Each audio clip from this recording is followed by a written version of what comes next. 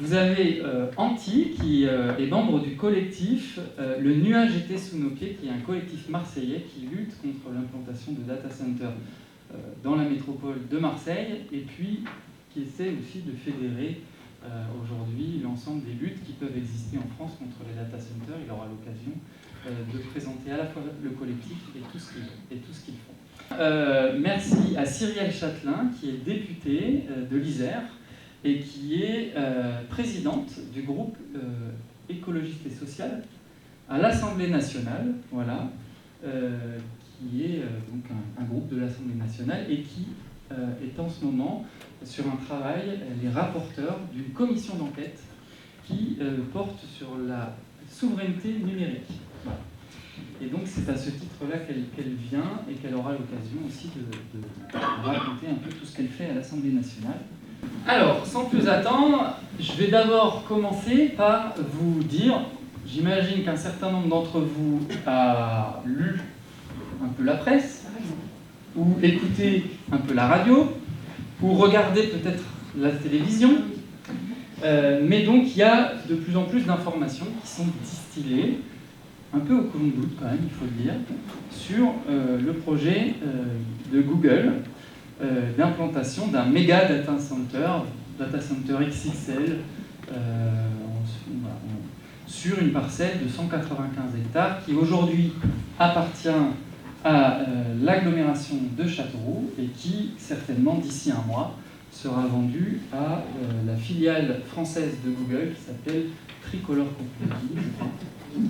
Voilà, et donc ce serait Google qui acquerrait cette parcelle de 195 hectares qui se situe sur la zone d'activité d'Ozan, qui est une zone d'activité que j'imagine beaucoup d'entre vous connaissent, puisqu'elle a fait déjà pas mal la une des journaux avec des projets d'implantation d'industrie chinoise, avec des projets aussi de data center, je crois qu'à l'époque c'était Microsoft, mais qui n'avait pas abouti.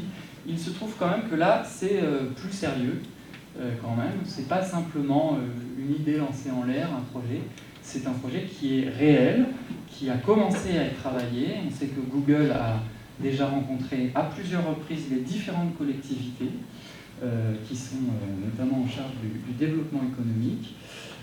Et on sait aussi que c'est un projet qui est fortement soutenu par l'État, notamment dans le cadre des projets qui s'appellent les projets Cathédrale ou Notre-Dame. Notre-Dame, qui est une cathédrale, je le rappelle à tout le monde. Donc, les informations qu'on a aujourd'hui, donc 195 hectares réservés, potentiellement achetés en juin, ça je l'ai dit, un data center qui irait jusqu'à 10 bâtiments à terme, avec une construction qui s'étalerait sur 10 années environ, et qui débuterait en 2029. Le premier bâtiment est censé sortir de terre en 2029. Et il y aurait deux phases. Je ne sais pas si vous avez lu notamment l'article qui est sorti sur, je ne sais plus comment s'appelle ce média, sur les multinationales. D'ailleurs, je crois qu'il y a un journaliste, l'Observatoire des multinationales, qui était un article très intéressant, parce que c'est peut-être celui-là qui avait le plus d'informations. Un raccordement électrique depuis la ligne Aiguzon-Marmagne. Donc Aiguzon-Marmagne, c'est une ligne très haute tension qui va depuis Aiguzon dans l'Inde jusqu'à Marmagne dans le Cher et pas dans le sud-ouest.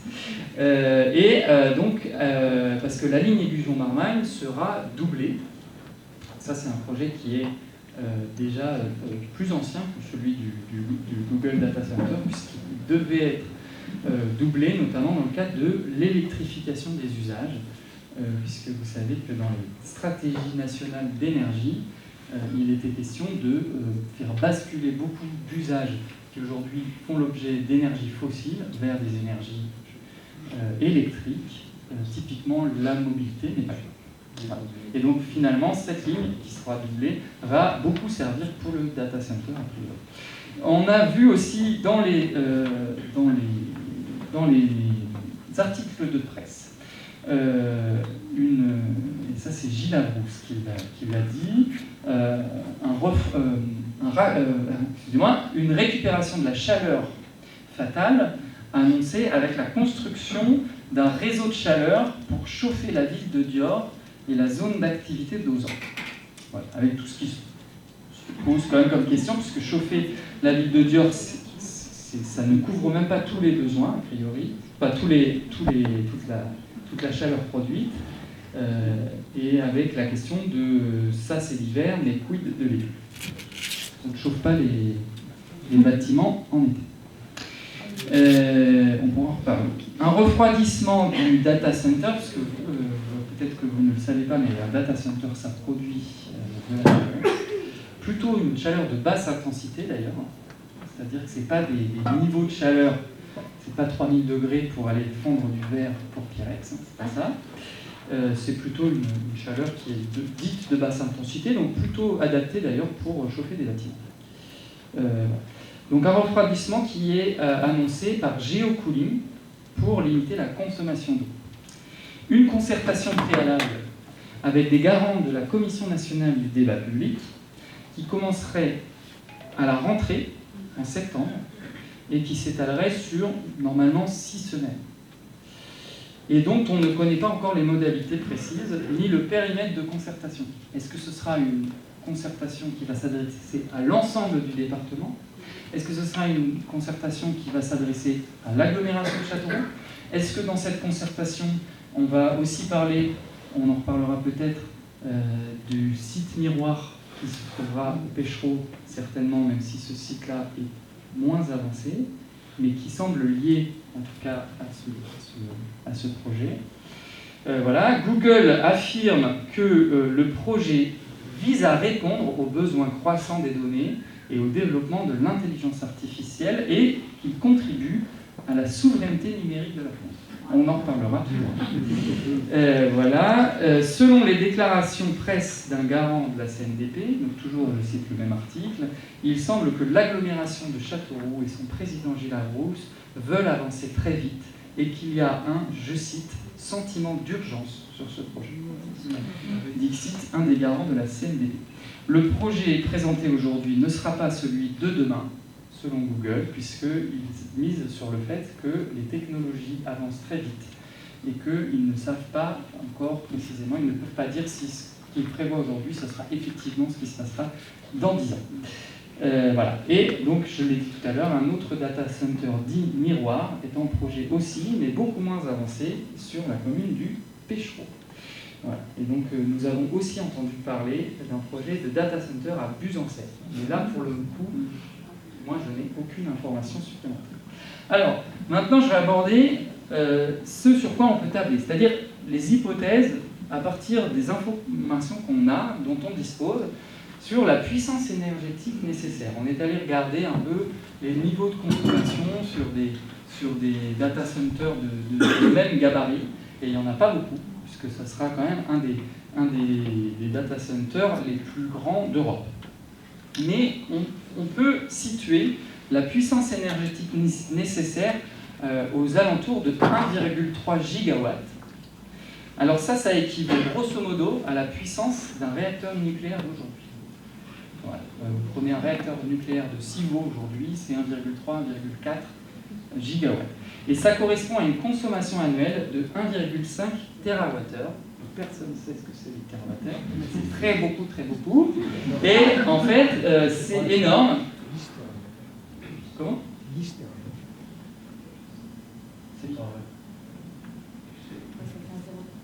Alors, on n'a pas compris. Alors, non, c'est que Dominique Viard, qui est aussi un spécialiste du sujet, me dit que je me trompe dans mes calculs et que lui, il dit que c'est 10 TWh. Alors, un 5 TWh, c'est pour 200 MW. Donc 10, d'accord. Alors c'est d'autant plus intéressant parce que vous savez que la consommation annuelle de l'Indre en électricité en 2024 était de 1,3 TWh et que la production électrique de l'Indre en 2024 toujours, avec le barrage des Buzons compris, était de 1,1 TWh. Si tes informations, si tes calculs sont justes, on est plus de 10 fois. On est 7 fois plus que... voilà, c'est pour vous donner des ordres de grandeur.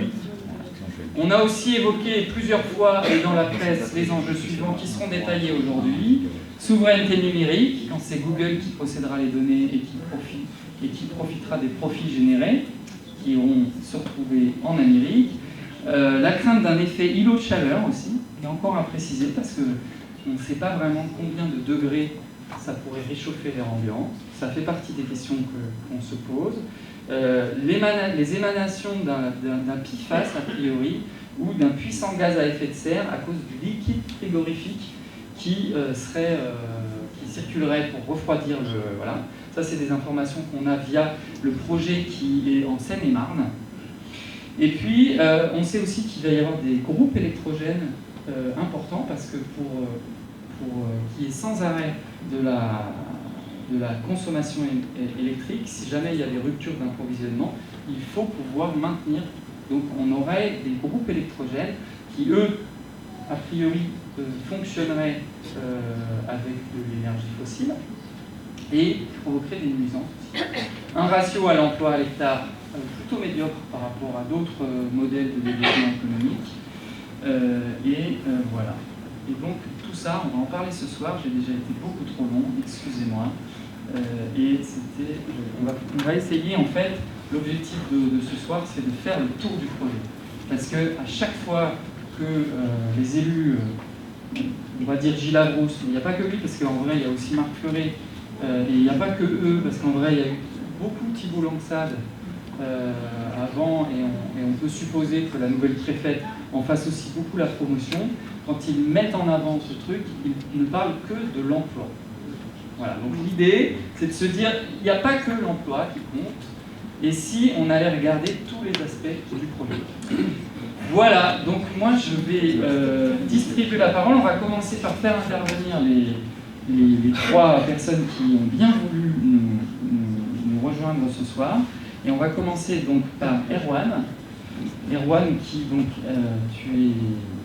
est-ce que tu peux revenir et nous permettre de prendre un peu de hauteur sur les perspectives de développement des data centers en France, d'où ça vient, à quoi il faut s'attendre à l'échelle nationale, et puis est-ce que tu peux nous donner quelques clés de lecture sur les différents enjeux qu'on a commencé à évoquer, à partir de toi, les informations dont tu disposes avec l'enquête que tu as faite.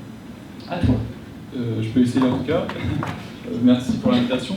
Donc, mon propos se situe plutôt à une échelle. Alors, ce projet-là, bon, comme tu l'as dit, on n'a pas beaucoup d'informations. Moi, je ne l'ai pas étudié en particulier. Mais j'ai un peu, comme journaliste qui suit les questions d'énergie chez Reporter, pour regarder ces nouveaux projets de data center. Il faut que je parle plus près comme ça. Je vais essayer. Donc sur les enjeux que je regarde en particulier sont les enjeux énergétiques qui sont les plus frappants. Déjà peut-être pour remettre les choses dans un contexte de quelques mois et années, de quoi finalement on parle quand on parle de ces data centers. En fait, avec l'essor à très grande vitesse, à une vitesse comme beaucoup d'aspects de ce dossier-là, incomparable avec tout ce qu'on a connu jusqu'à présent, de l'intelligence artificielle générative, depuis 1 an et demi, 2 ans, on a une croissance qui est exponentielle à la fois sur les adoptions, c'est-à-dire que c'est une technologie qui est adoptée de manière ultra rapide, mais aussi avec des nouveaux usages, c'est-à-dire qu'on demande à ces intelligences artificielles de faire des choses qui demandent beaucoup plus d'énergie qu'avant, générer une photo, générer de la voix, générer du texte. C'est non seulement massif, mais aussi très nouveau. Et donc et la diffusion est très rapide, donc depuis 1 an et demi, 2 ans, ça demande des capacités de calcul, donc des serveurs informatiques qui sont sans commune mesure avec ceux dont on avait besoin de nos vieilles technologies, même si, que ce soit le cloud depuis 10-15 ans ou avant ça même Internet. Donc on est dans un point de bascule en termes de capacité de calcul nécessaire. Il y a aussi un autre moment qui est celui d'une localisation, c'est-à-dire que les intelligences artificielles, c'est des très grands modèles qui, pour être entraînés, vont ingurgiter des montagnes de données. C'est d'ailleurs la constitution de ces montagnes de données depuis 15 ans et depuis que nos vies sont monitorées au quotidien qui ont permis ces ruptures technologiques, qui ont permis de nourrir des intelligences artificielles de données. Donc toutes ces données, elles sont ingurgitées entre guillemets sur des serveurs qui tournent pendant des mois. Et ça a principalement eu lieu aux États-Unis, dans des énormes data centers. Et une fois que les intelligences artificielles ont passé cette phase d'entraînement, on va passer dans une phase d'utilisation, et là on a plutôt besoin, pour faire dans les grandes lignes, d'être près des gens, pour que ça aille très vite, à la milliseconde. Et il y a d'autres enjeux aussi, peut-être on en parlera de souveraineté, mais donc là on est dans un moment où on a plutôt besoin de construire localement, donc un peu plus en France, même si la France il y a déjà beaucoup de data centers. Le nuage a été sous nos pieds, a fait tout un travail de cartographie, il y en a 350, 450 selon qui calcule. Mais donc il y en a beaucoup, mais on est sur une bascule parce qu'il faut en construire localement, et aussi parce qu'on parle de data centers qui sont sans commune mesure avec ceux qui existent aujourd'hui. Je ne vais pas vous demander des chiffres, mais le seul centre de données pour lequel on a quand même pas mal d'informations, qui est un petit peu plus avancé que celui de Google, c'est celui de Seine-et-Marne, de Fuju. C'est 1,4 gigawatts de puissance appelée, c'est l'équivalent d'un réacteur nucléaire, c'est un peu les comparaisons qu'on a.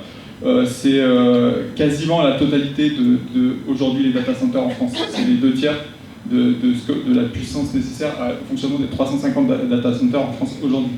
Donc en fait, il faudrait les appeler autrement. Ils s'appellent hyperscale en anglais. On peut aussi dire gigafactory. Il faudrait trouver un terme pour qualifier ces choses qui font la taille de quartier et qui ont besoin de la puissance électrique de ville, de métropole. Donc pour avoir cet esprit, avoir à l'esprit les ordres de grandeur.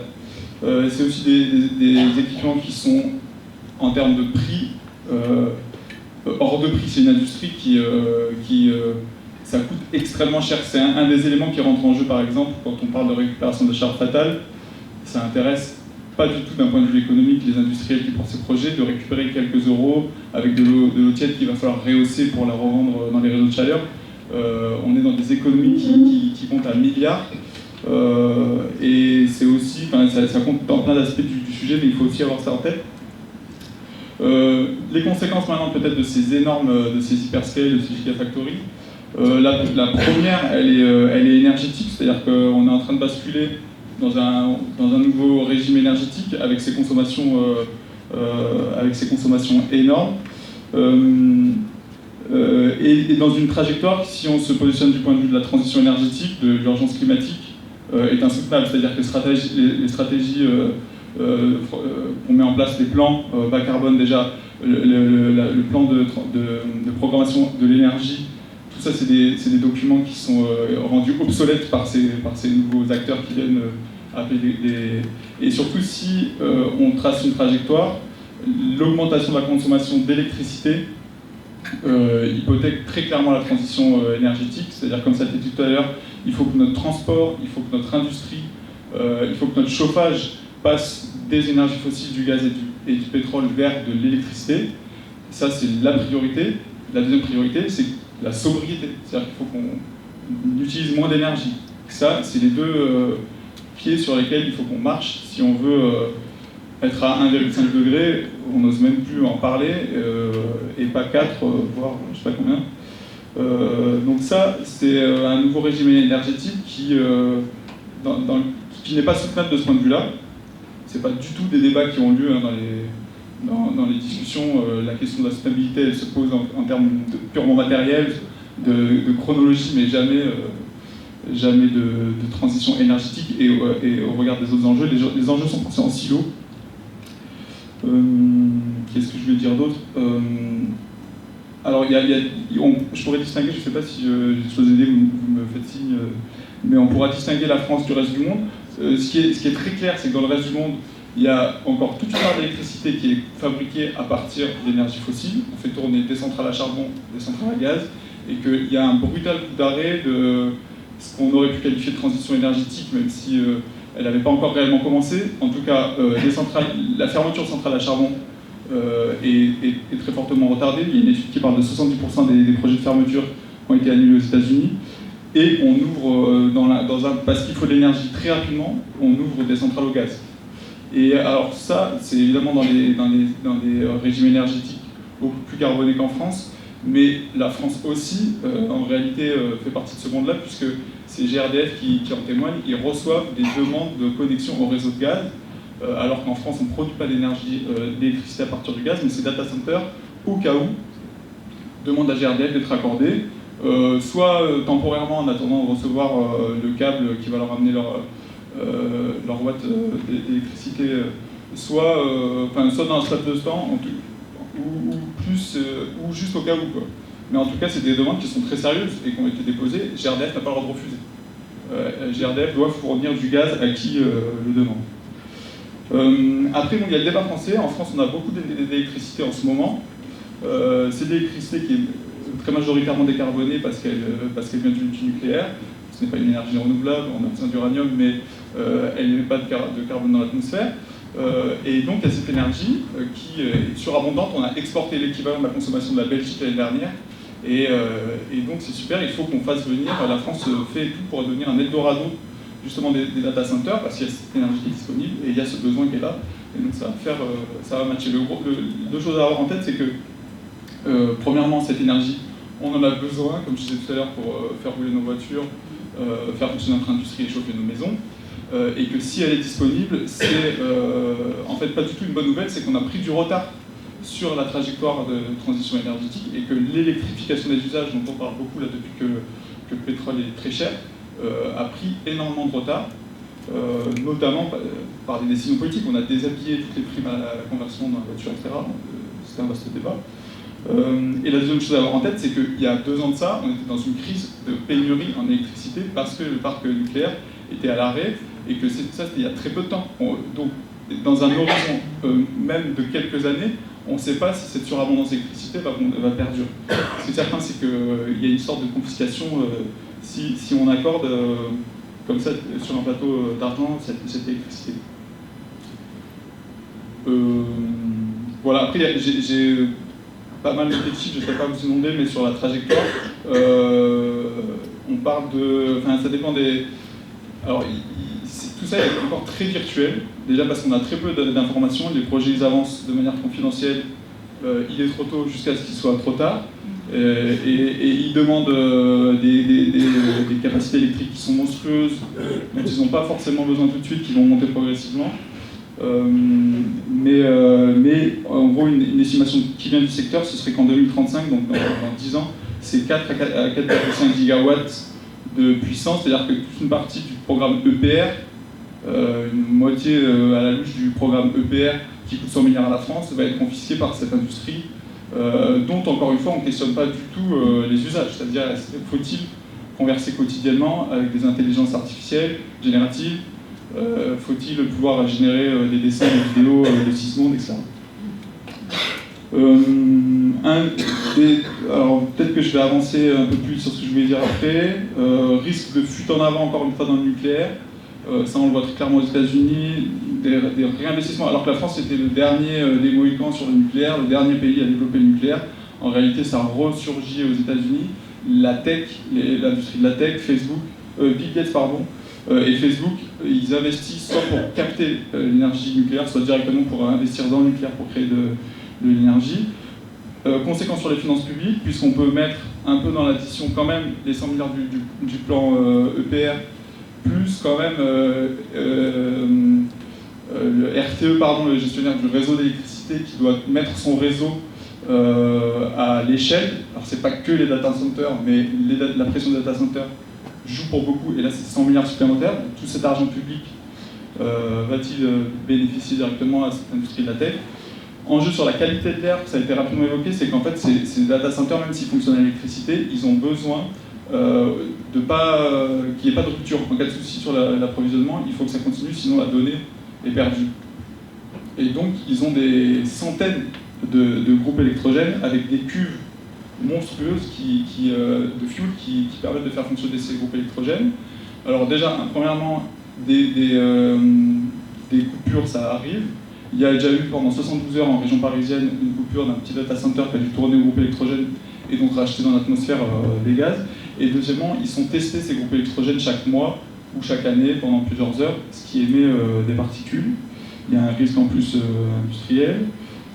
Problème sur les métaux critiques, puisque il faut des métaux rares pour construire les puces, qui sont des puces de très haute performance et qui ont une obsolescence programmée, qui ont une obsolescence de très court terme, 3 ans selon certains industriels, d'autres disent on les réutilise, mais encore une fois, vu qu'ils brassent des milliards, c'est pas certain qu'ils veulent faire l'effort de réutiliser leurs bus usagés. Risque sur l'eau, alors ça dépend des techniques pour refroidir ces serveurs. En France, a priori, on ne refroidit pas forcément avec de l'eau, mais ça entraîne un risque de fuite de liquide avec des PFAS dedans. Ça, c'est un risque. Et la France, alors il y a des pays qui ont... La France est un peu à l'écart en termes de régime énergétique avec son abondance d'électricité. D'autres pays ou métropoles comme Dublin ou Amsterdam ont dû mettre des moratoires parce que tout simplement ils n'avaient pas suffisamment d'électricité et que ça fragilisait le réseau. Ce n'est pas le cas en France. La France, au contraire, déroule le tapis rouge en essayant d'accélérer. Il y a une loi qui a été passée pour essayer d'accélérer les projets, pour leur donner des reconnaissances d'utilité publique plus rapides, pour que ça aille plus vite. Au plus haut de l'État, les efforts sont faits pour que certains projets soient portés. Ça s'appelle les fast track. C'est peut-être les amis de l'Université Snoopy qui a bien documenté ça. Pour que ça aille vite et pour faire de la France un Eldorado. Ensuite, peut-être juste un dernier mot sur le moment dans lequel le moment qu'on traverse, d'un point de vue citoyen et militant. Tout ça peut donner un sentiment d'étouffement, mais on est en réalité dans un moment, c'est à la fois très neuf, mais tout à fait maintenant qu'il faut... c'est neuf pour tout le monde, c'est-à-dire qu'on est dans un moment où l'acculturation aux usages ne s'est pas faite, donc on est dans un moment où le boycotter l'IA a le plus de sens, à l'échelle individuelle mais aussi collective, une école, la crèche de ses enfants, son travail, parce que les usages ne sont pas inscrits encore dans la durée, et aussi parce que cette industrie elle est surpuissante mais elle est très fragile, elle a un talon d'Achille qui sont des énormes pertes financières, pour l'instant tout ça n'est pas rentable, rien de tout ça n'est rentable, et les pertes qui sont affichées sont sans commune mesure avec le passé de l'industrie numérique, mais le passé de toutes les industries d'ailleurs. Et que les investissements ne sont faits par les entreprises tant qu'ils ne montrent pas de retour sur investissement, peut-être qu'il va y avoir un retour en arrière qui peut être tout aussi rapide que la grande croissance. On voit venir des signaux faibles de mobilisation un peu partout, qui ne sont pas faibles d'ailleurs, mais qui sont par endroits très forts, mais aussi des signaux faibles d'acceptabilité sociale de ces IA, de comment elles vont transformer notre environnement intellectuel, psychique. Et donc la bataille n'est pas du tout terminée, au contraire c'est peut-être maintenant que tout se joue. Merci beaucoup.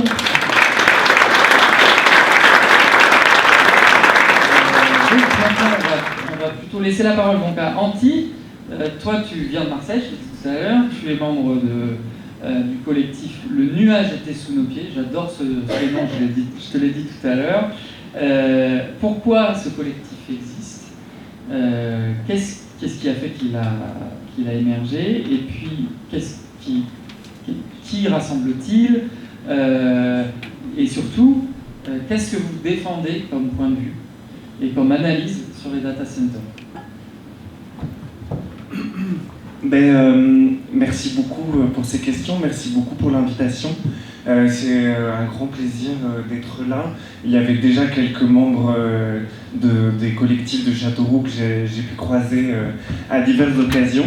Le collectif Le Nuage était sous nos pieds, mais déjà pour commencer, le nom, c'est un peu un nom qu'on a emprunté à un collectif espagnol qui s'appelle Tunube Seca Mirio, qui est un collectif dans la région de Talavera de la Reina, au sud de Madrid, où c'est un groupe qui s'est organisé initialement contre un data center Facebook qui était construit à côté de chez eux et qui détournait l'eau de la région, et qui du coup le collectif s'appelle Ton nuage assèche ma rivière, et on a trouvé que c'était très beau comme nom de collectif, et nous on a décidé de s'en inspirer pour nommer Le nuage était sous nos pieds, ce qui nous permettait aussi de parler du fait que ces infrastructures du numérique qu'on nous vend parfois comme éthérées, etc., elles sont très matérielles, elles sont très concrètes, elles sont là. Nous, on marche beaucoup, c'est une des activités qu'on fait beaucoup, c'est d'organiser des marches pour aller voir les data centers, les infrastructures électriques nécessaires, les infrastructures de détournement de l'eau pour refroidir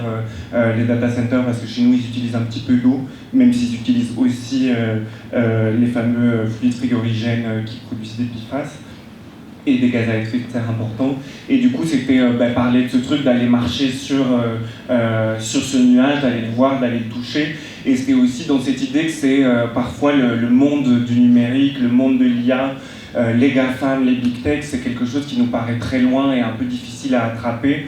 Et de dire, en fait, il est juste là et matériellement, il est situé partout à côté de chez nous, c'est des câbles, c'est des... Et du coup, de dire qu'il est matériel, c'est aussi dire qu'il est territorial. Et quand on dit qu'il est territorial, ça veut dire qu'il doit s'implanter quelque part. Les acteurs doivent séduire les collectivités territoriales, doivent trouver une manière de s'implanter sur un territoire. Et que tout ça, c'est autant de prises possibles pour contester ce monde du numérique dominant tel qu'il nous est très largement imposé aujourd'hui avec quelques grandes compagnies qui maîtrisent d'une certaine manière le marché. Donc nous, on est issus de plusieurs collectifs assez différents, dont la Quadrature du Net, Technopolis, qui était plutôt sur les questions de violence policière liées aux usages du numérique, des personnes qui étaient plutôt sur la protection, sur l'aide aux personnes qui traversent les frontières, etc. Parce que la traque des personnes en situation de migration se fait de plus en plus grâce à ces infrastructures du numérique, mais aussi des collectifs plus écolos qui étaient sur les questions de l'eau, de l'énergie, etc.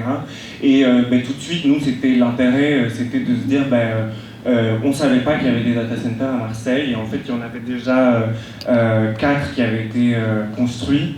C'était beaucoup plus petits, ils font plus partie de la génération de data centers avant ces supercalculateurs de l'IA, mais qui sont quand même parfois équivalents à une consommation de 50 000 habitants en termes d'électricité, qui ont quand même un impact territorial et surtout qui ont ce qu'on appelle l'effet cluster, l'effet magnet, etc., qui fait que, en général, s'il y a un data center, c'est intéressant d'en avoir plusieurs, parce qu'ils communiquent aussi beaucoup entre eux.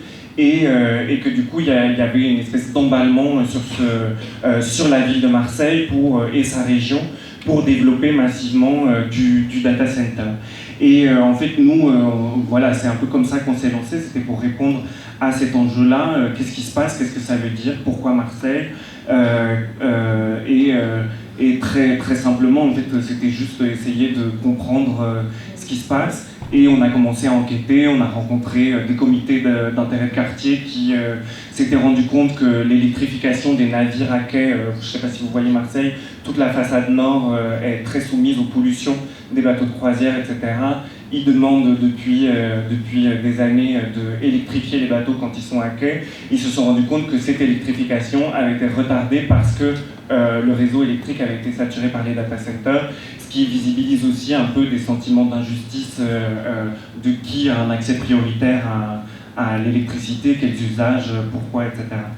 D'autres collectifs qu'on a rencontrés très rapidement, c'est des collectifs comme Génération Lumière, qui notamment travaillait avec un collègue eurodéputé des Verts, David Cormand, beaucoup sur la question. Donc c'est un collectif qui est issu de la diaspora congolaise, de République démocratique du Congo, et qui visibilise à quel point chaque avancée technologique dans les smartphones ou les data centers conduit à une nouvelle intensification des ruées minières en République démocratique du Congo, parce que toute une série des composantes nécessaires pour la fabrication des puces qui vont faire tourner ces serveurs dans les data centers sont issus de ces zones-là. Donc il faut de l'or, il faut qu'on trouve par exemple au Soudan, il faut du nickel qu'on trouve par exemple en Kanaki, il faut du cobalt, du coltan qu'on trouve majoritairement au Congo.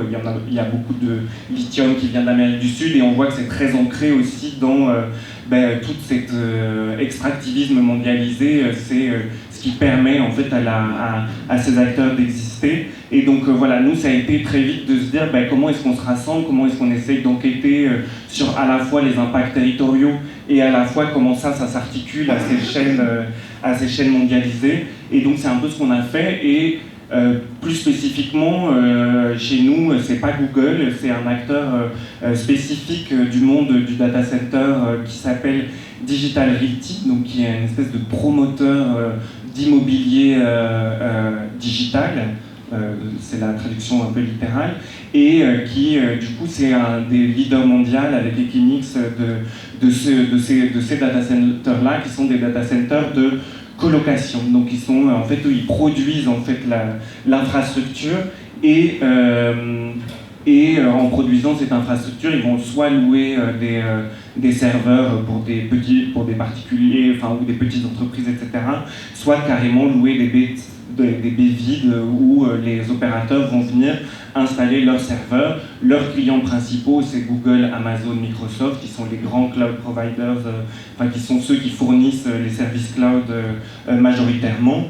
Et voilà, on a fait toute une enquête, on va publier incessamment sous peu, on espère, un peu les résultats de cette longue enquête qu'on fait sur un peu l'histoire de cette multinationale, comment est-ce qu'elle s'installe à Marseille et qu'est-ce qu'elle y cherche. Ce qu'on peut vous dire déjà, c'est qu'elle rachète en fait un ancien opérateur européen qui s'appelait Interxion en 2019 pour un montant de 8,5 milliards de dollars, ce qui était une des plus grandes, enfin la plus grande transaction d'acquisition-fusion dans le monde du data center de l'époque. Et à partir de ce moment-là, c'est vraiment dans leur stratégie d'expansion, c'est s'implanter massivement en Europe. Et c'est assez intéressant parce que s'ils choisissent aussi Marseille, donc ils rachètent tout le parc de data centers existants d'Interxion et ils décident de mettre un focus sur Marseille et de construire beaucoup à Marseille. Et ce qui est assez intéressant, c'est que Marseille, ce qui les intéresse, c'est la présence des câbles intercontinentaux sous-marins. Vous le savez peut-être, Marseille est reliée par 18 grands câbles intercontinentaux qui sont le Tout Africa, par exemple, qui est un data center, je pense que c'est Google, qui fait tout le tour de l'Afrique et qui vient se connecter au réseau européen via Marseille. Il y a le PIS qui part de Singapour, qui vient se connecter au réseau européen à Marseille. Donc on est vraiment dans un endroit où c'est comme une porte d'entrée pour tous ces marchés-là. Et dans l'audition d'enquête récente, il a pu révéler que plus de 70% des données stockées à Marseille étaient des données extra-européennes. Et donc en fait, c'est vraiment comment on vient, dans une stratégie d'expansion mondiale, on vient utiliser cet endroit-là dans une stratégie de développement, pour aller conquérir les marchés africains, pour venir, entre guillemets, venir concurrencer d'autres opérateurs qui sont plus présents en Asie, etc.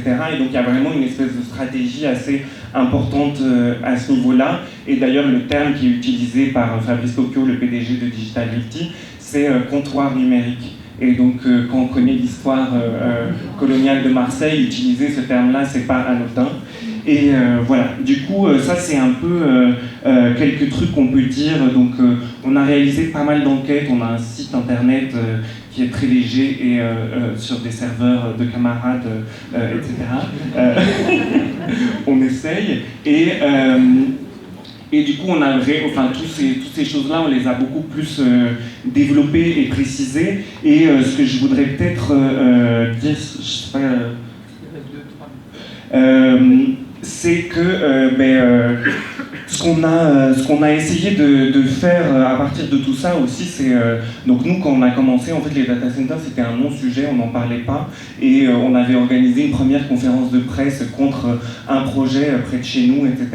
Et ça a créé une espèce d'appel d'air où d'un coup, énormément de gens sont venus questionner ce truc-là, et on s'est rendu compte à quel point il y avait un vide informationnel sur ces sujets-là. Donc très vite, on a essayé de produire beaucoup d'informations et beaucoup se mettre en lien avec des gens qui pourraient être intéressés pour faire des choses, pour se mobiliser près de chez eux, chez elles.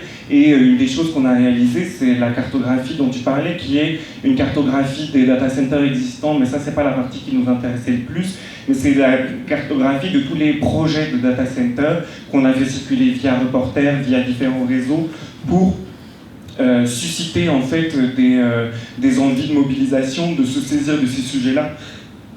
Et du coup, on a beaucoup travaillé à essayer de dire, en fait, c'est grave ce qui est en train de se passer.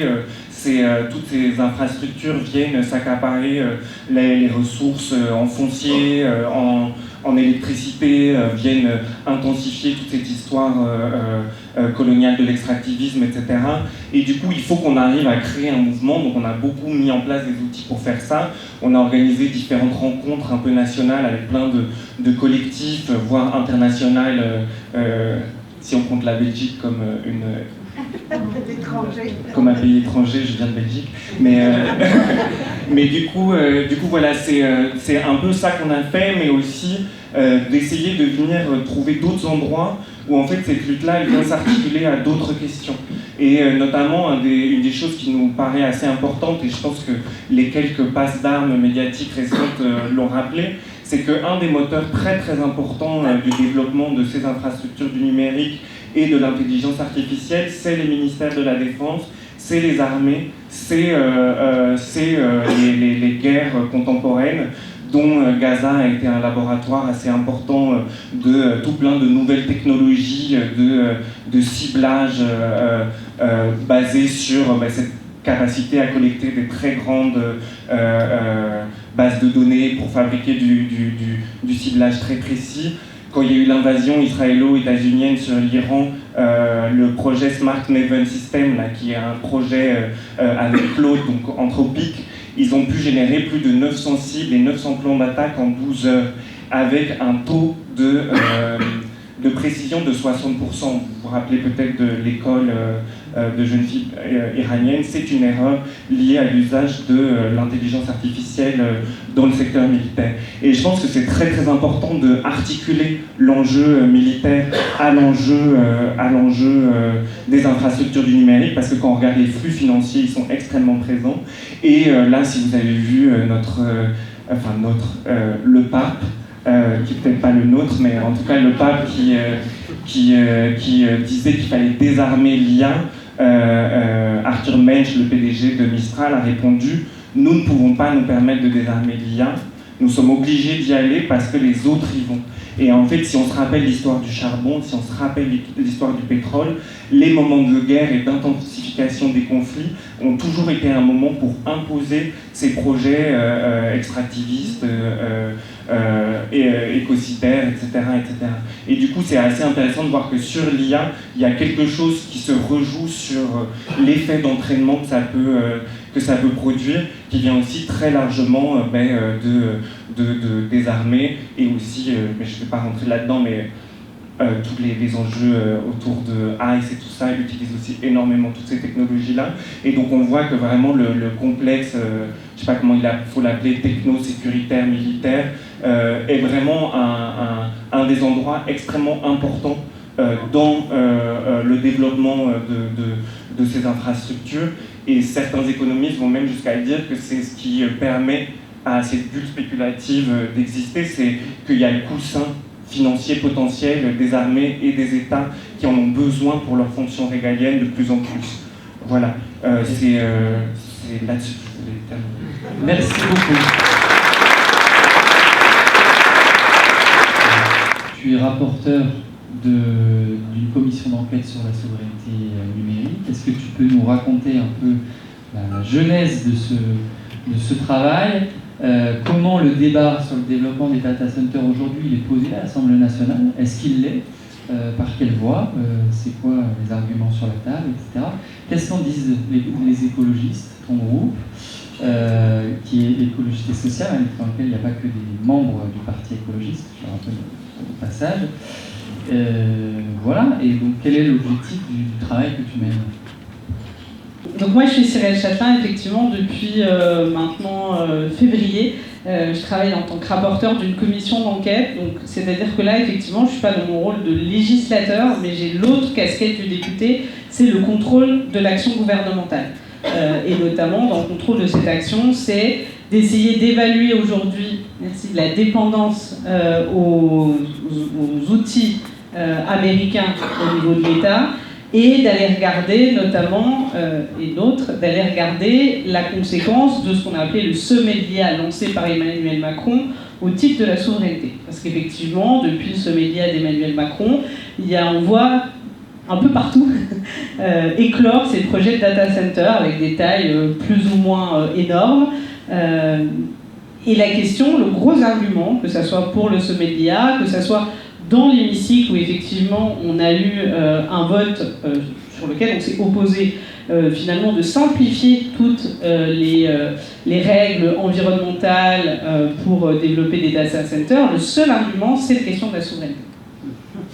C'est l'argument premier, c'est de dire en fait, pour pas que ça soit ailleurs, il faut le faire chez nous, parce que comme ça, on aura la maîtrise de ce qui se passe. Alors, c'est absolument faux. En termes numériques, c'est pas parce que le data center est chez vous que vous maîtrisez quoi que ce soit. Et donc, l'objectif de cette commission d'enquête, c'était justement de pouvoir aller regarder la question des dépendances. On en est où aujourd'hui de nos dépendances et quelle vulnérabilité ça crée. Alors, les dépendances, ce ne sera pas un scoop, elles sont énormes. Au niveau français et au niveau européen, parce qu'on a des oligopoles, c'est-à-dire qu'on a des très gros acteurs qui aujourd'hui contrôlent une grosse partie du marché. Donc ça va être Google, ça va être Microsoft, ça va être AWS et ça va être Meta. Donc Meta, c'est Facebook. On a quelque chose qui est en train de se transformer ces dernières années, c'est qu'il faut imaginer que Internet, c'est des couches. Il y a une couche matérielle, il y a une couche de protocole de base, c'est un peu les règles qui fait qu'Internet fonctionne. Il y a une couche de protocole un peu plus élevée qui va être tout le cloud. Et puis il y a les services, votre moteur de recherche, les réseaux sociaux. Avant, on avait des personnes, ils étaient complètement monopolistiques, mais sur une couche. Google, c'est le moteur de recherche. Je ne sais plus les chiffres en tête, mais je crois que c'est à peu près 70 ou 80% des Français qui utilisent Google comme moteur de recherche. Donc on est sur un oligopole. Mais en fait, Google, depuis, mais il n'est pas le seul, hein, Meta fait pareil, AWS fait pareil, il avait les moteurs de recherche, après il a fait du cloud, donc le cloud maintenant c'est aussi un gros acteur de cloud, en concurrence avec Microsoft, mais quand même il est en train de montrer les muscles, et puis en fait, il est aussi en train d'influencer toutes ces règles, les protocoles, c'est un peu le code de la route de l'Internet, et bien en fait, par exemple, les derniers protocoles, c'est des choses qui sont écrites par Google, après qui sont retravaillées dans des instances internationales. Donc il a aussi une influence dans cette couche-là. Et les dernières couches, les couches matérielles, et bien, ces grands câbles sous-marins dont on parlait, et bien, de plus en plus, ce sont des câbles qui sont financés à 100% par ces gros acteurs du numérique, que ce soit Google ou que ce soit Meta. Donc c'est-à-dire qu'on a des acteurs qui sont en train de bloquer toute la chaîne. Et donc à un moment, ça veut dire que si on ne les arrête pas maintenant, et c'est possible, eh bien, en fait, on sera complètement dépendant d'eux sur un domaine qui est stratégique. Donc la dépendance, elle est énorme. Les conséquences et les vulnérabilités, elles sont fortes. Elles sont de 3 domaines. Le premier, il est économique. C'est-à-dire que chaque année, on a 264 milliards d'euros au niveau européen qui partent de l'Europe vers les États-Unis pour acheter des services numériques. Donc c'est une perte financière colossale. Donc économiquement, en fait, c'est pas viable de dépendre de services américains. C'est aussi un risque démocratique pour 2 raisons. Le premier, c'est la capacité d'influence. Je ne sais pas si vous avez entendu parler, on a un juge français qui s'appelle Nicolas Guillou, qui est juge à la Cour pénale internationale, qui a pris un mandat d'arrêt, qui fait partie des juges qui ont pris le mandat d'arrêt contre Benjamin Netanyahou. Eh bien, Donald Trump l'a sanctionné. Et donc, il interdit à tout opérateur américain de lui fournir des services. Et donc, depuis, il n'a plus accès à ses mails, il ne peut plus utiliser sa carte bancaire, il ne peut plus réserver, si veut partir en vacances, c'est que ça veut dire, il ne peut plus réserver des vacances. Enfin, en fait, il n'a plus accès à rien qui peut venir des États-Unis. Donc déjà, c'est un peu un calvaire pour lui. Et surtout, ce que ça dit démocratique, c'est ce qu'on appelle le kill switch, c'est-à-dire on vous coupe l'accès à un service. Alors on pourrait imaginer un kill switch global, mais il y a quelque chose de plus pernicieux. C'est-à-dire que là, on peut cibler des individus. Et on l'a vu, par exemple, Donald Trump, quand on avait le procès à Paris de Marine Le Pen, il a fait un tweet, il aime bien, en disant « Attention, moi je pense que ces juges-là, ils sont politiques, donc il y aura des conséquences s'ils la condamnent. » C'est-à-dire qu'en fait, ils peuvent peser sur des individualités qui sont à des postes de décision en les menaçant de les couper de l'ensemble de leurs services numériques. Donc c'est un risque démocratique de ce point de vue-là. C'est aussi un risque démocratique en termes de ce qu'on appelle de l'ingérence, notamment au niveau des élections. Alors par exemple, sur Google, on sait par exemple qu'avec le moteur de recherche, Google il est en capacité de savoir les régions où par exemple il y a le virus de la grippe qui est en train de se propager ou de la gastro. Parce que les gens vont chercher, j'ai mal au ventre, qu'est-ce que je dois prendre. Donc en fait, ils traitent ces données-là. Et ces données-là, elles sont traitées majoritairement pour faire du profit en vendant de la pub, mais ça peut être traité d'autres manières, pour faire de la recherche de migrants, par exemple. Donc ça, c'est aujourd'hui, parce qu'en fait, on va recouper, même si ces données où il n'y a pas votre nom, on va vous dire, non mais ces données sont pseudonymisées, il n'y a pas de risque. Il n'y a pas marqué « Monsieur Dupont habite à telle adresse, il travaille à tel endroit, et par exemple, tous les dimanches, il va à l'église. » Il y aura marqué « Monsieur X », il n'y aura pas son adresse, forcément. Mais par contre, en fait, vu que maintenant, il y a beaucoup de géolocalisation, on va savoir que tel numéro, il dort toutes les nuits à un endroit, on peut supposer que c'est son adresse, 5 jours par semaine, il va au même endroit, on peut supposer que c'est son travail, et que tous les dimanches, il va à un endroit et il se trouve que c'est une église. Ça veut dire qu'on a des données en termes de capacité de croisement, c'est-à-dire une liste avec l'adresse de toutes les personnes en fonction de leur confession, avec ces données-là. C'est pour ça qu'on doit les réguler, parce que c'est un jeu démocratique au moment où l'extrême droite est arrivée au pouvoir qui est colossal. Et en plus, il y a une capacité d'influence. Peut-être qu'on en parlera plus tard. Aujourd'hui, on a des études qui démontrent que via les réseaux sociaux, on arrive à influencer entre 5 à 7% de la population dans ce qu'ils pensent, et que ça, c'est ce qui fait basculer une élection, une mobilisation. Donc les enjeux démocratiques sont énormes. Et le dernier, c'est l'enjeu environnemental, que ce soit en termes de capacité énergétique, ça a été très bien développé, que ça soit en termes d'eau. Alors c'est vrai qu'en France, en Europe, le modèle est un peu moins consommateur d'eau, sauf quand il fait très chaud. C'est embêtant, parce qu'on voit bien, les canicules, c'est de plus en plus là. Et puis on consomme moins d'eau, mais on a des substances réfrigérantes qui, par contre, il y a des polluants dedans. Et donc il y a des fuites de polluants qui sont importants, notamment les PFAS, donc ces polluants éternels qui sont cancérigènes. Donc tout ça, on voit bien. Et puis bon, le projet, c'est encore de l'artificialisation des sols. Enfin, ça pose un vrai modèle de développement en termes environnemental. Et sur la question de l'électricité, moi, je viens d'Isère et j'ai un data center, alors moins gros que chez vous, j'ai de la chance, mais qui s'installe à quelques centaines de mètres de chez moi. Alors c'est pas Google, hein, mais c'est les mêmes argumentaires, c'est les mêmes problématiques. On a regardé si on pouvait mettre la chaleur. C'est vrai qu'on a la chance, on a un réseau de chaleur qui passe pas loin. On a regardé. La réponse, ça a été non, parce qu'effectivement, c'est de la température basse, mais pour qu'elle rentre dans le réseau de chaleur, il faut la réchauffer.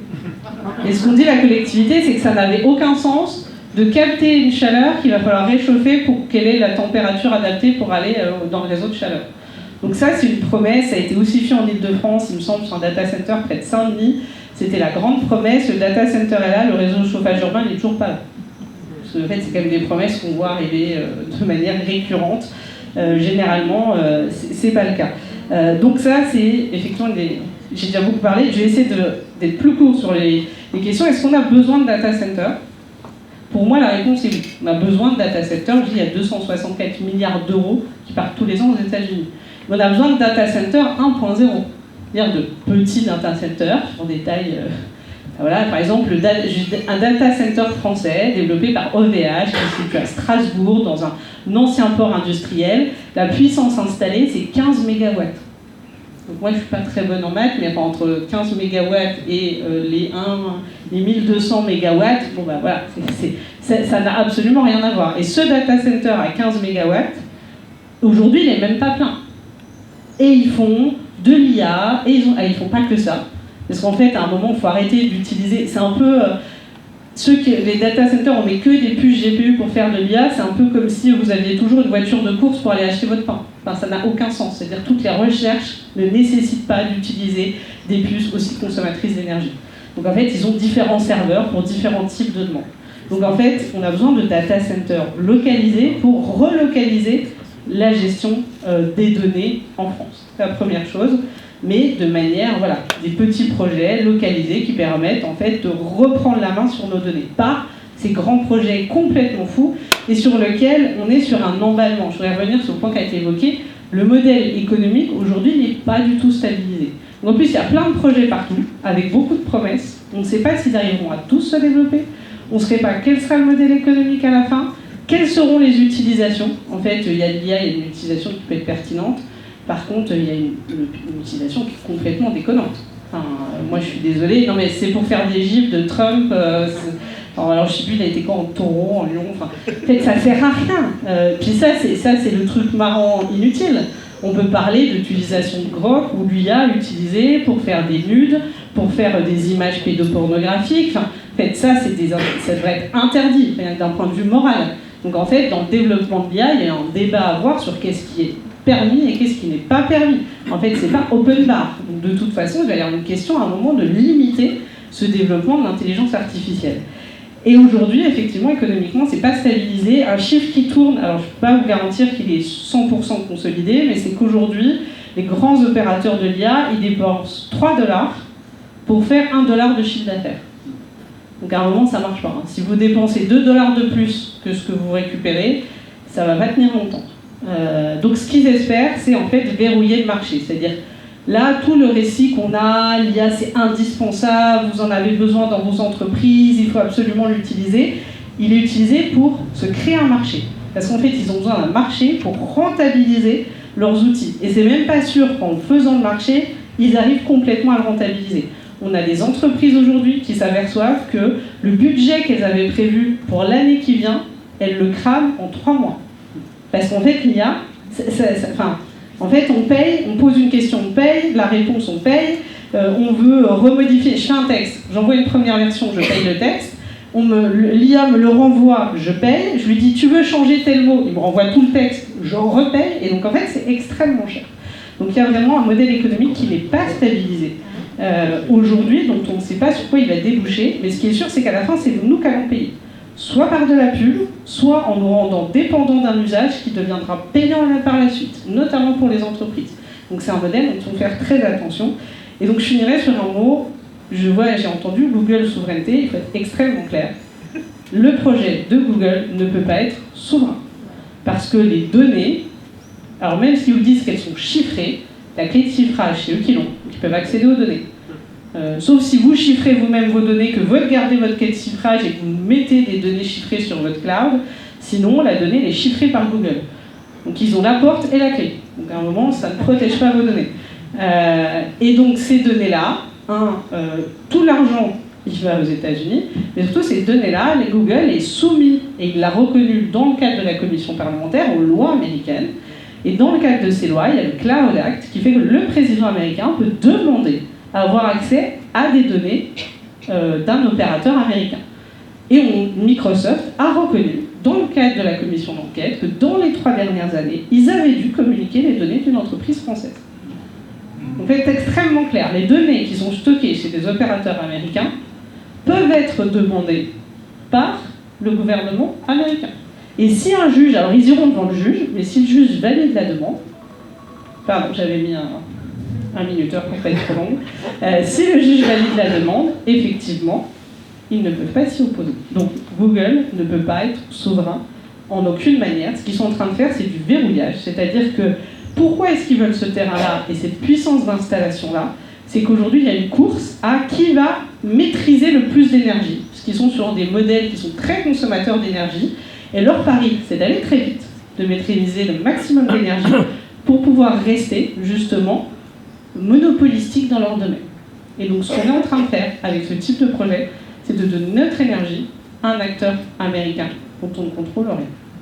Et après on aura la deuxième partie de c'est pas fini, et il y a un certain nombre d'outils qui peuvent nous permettre aujourd'hui de nous mobiliser et de ne pas laisser la main aux Américains. Ils ont un avantage, mais on peut encore rattraper. Oh, il y a le teasing en plus, c'est super.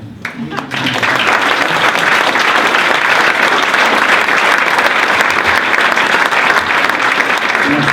Alors on va juste par une petite anecdote qui m'est arrivée tout à l'heure. Dans le cadre d'un article pour France 3 Centre-Val de Loire, j'ai donc émis l'argument suivant sur la problématique de la récupération de chaleur et du réseau de chaleur pour Dior, en disant de toute façon ça ne nous servira même pas l'été parce qu'on chauffe, donc l'été ça va aller dans l'atmosphère. Et donc Gilles Avrousse qui a eu le droit de réponse, parce que le journaliste l'a appelé après moi. Donc voilà. Et ben, il a dit oui, mais ce que M. Godet ne sait pas, c'est que il y a des demandes pour déshydrater de la luzerne, et que donc même l'été on va pouvoir avoir un usage. Juste pour vous dire, parce que je crois que Gilles Avrousse n'a jamais déshydraté de luzerne. Pour déshydrater de la luzerne, il faut chauffer à 250 degrés. Voilà. Et sur 200 hectares, vous faites, je n'ai pas fait le calcul, mais il faudra peut-être faire le calcul de combien de luzernes ça fait. Voilà. Je laisse la parole. J'ai vu qu'il y avait donc une première prise de parole. Est-ce qu'on a la possibilité de faire passer le micro pour plus de... Et puis on va vous laisser ce micro-là pour les réponses. Je me pose la question de la radicalité versus le rassemblement dans votre collectif et peut-être dans vos observations. Est-ce qu'il vaut mieux assumer une radicalité, par exemple, sur des valeurs écologistes, morales, ou s'appuyer, par exemple, que sous la souveraineté, en sachant qu'à Châteauroux, notre maire de droite a été élu à plus de 60%. Je suis conseillère Césaire, mandatée CGT, et je me disais que ce sujet-là, il va au-delà de notre commune, et des communes, voire même du département de l'Indre, parce qu'on ne représente pas grand-chose, et que si, justement, par rapport au leader du projet, M. Avrousse, on n'externalise pas au-delà du département, on ne risque pas d'avoir d'écho. Et donc, moi, ce que j'ai envie de proposer, et je verrai ça avec le groupe CGT au Césaire, c'est de faire une saisine citoyenne. La saisine citoyenne, c'est 4000 signatures réparties sur l'ensemble des départements de la région, mais avec nos réseaux, les uns et les autres, je pense qu'il y a moyen, et que 4000, c'est pas grand-chose. Mais au moins, ça portera le débat au niveau régional et bien au-delà de notre petit département. Merci.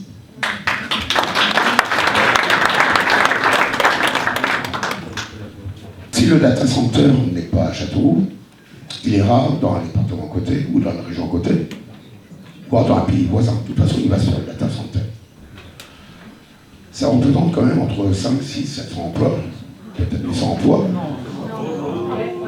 Ah oui, on va le laisser. Laissez-moi parler, je n'ai pas coupé. Les autres personnes parlaient, je n'ai pas coupé. Dire non, c'est une chose, mais est-ce qu'il ne faudrait pas dire non, pas non, mais peut-être oui, mais sur certaines conditions. Parce que aujourd'hui, l'emploi dans le département est très faible. L'avenir pour les emplois sont très faibles. Et hier, j'étais les chambres consulaires, donc la sous-préfète a dit, les 5 dernières années, on a perdu 1500 naissances d'enfants. C'est-à-dire que tous nos jeunes vont travailler hors département. Alors, est-ce qu'on laisse partir nos jeunes travailler ailleurs ou est-ce qu'on les garde ici? De toute façon, data center va se faire quelque part, il n'y a pas de souci. Alors, est-ce qu'on garde notre data center et on privilégie nos jeunes à rester travailler ici? Donc nos enfants, nos petits-enfants, qu'on pourra voir et qu'on pourra les voir grandir et qui pourront nous soutenir pendant notre vieillesse. Ou, on lâche tout et puis il fera pas de emploi, c'est tout. Très bien, merci. Merci.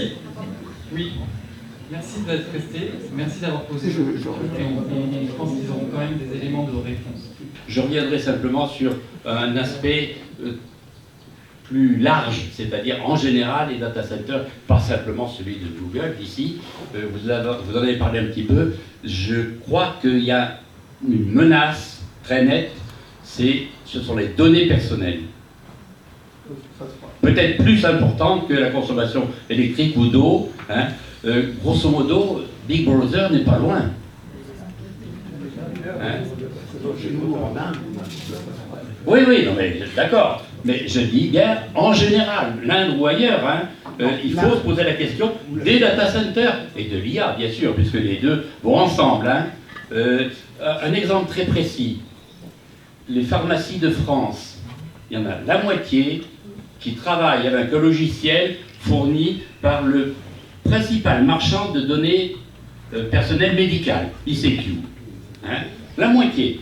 Donc vous choisissez votre pharmacie. Hein, théoriquement, il y a une information qui doit être affichée, comme quoi vous acceptez que vos données d'ordonnance soient transmises aux États-Unis.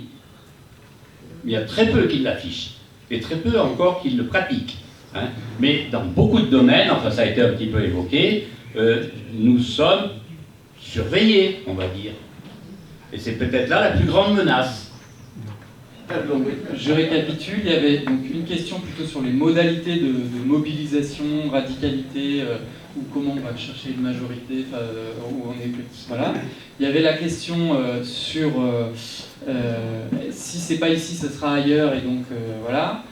Autant que ça se passe ici. Et puis il y avait aussi la question si c'est pas ça, qu'est-ce qu'il y a d'autre en fait possible, parce que vous dites qu'il n'y aurait rien. Et puis enfin la question de la surveillance. Qui veut commencer?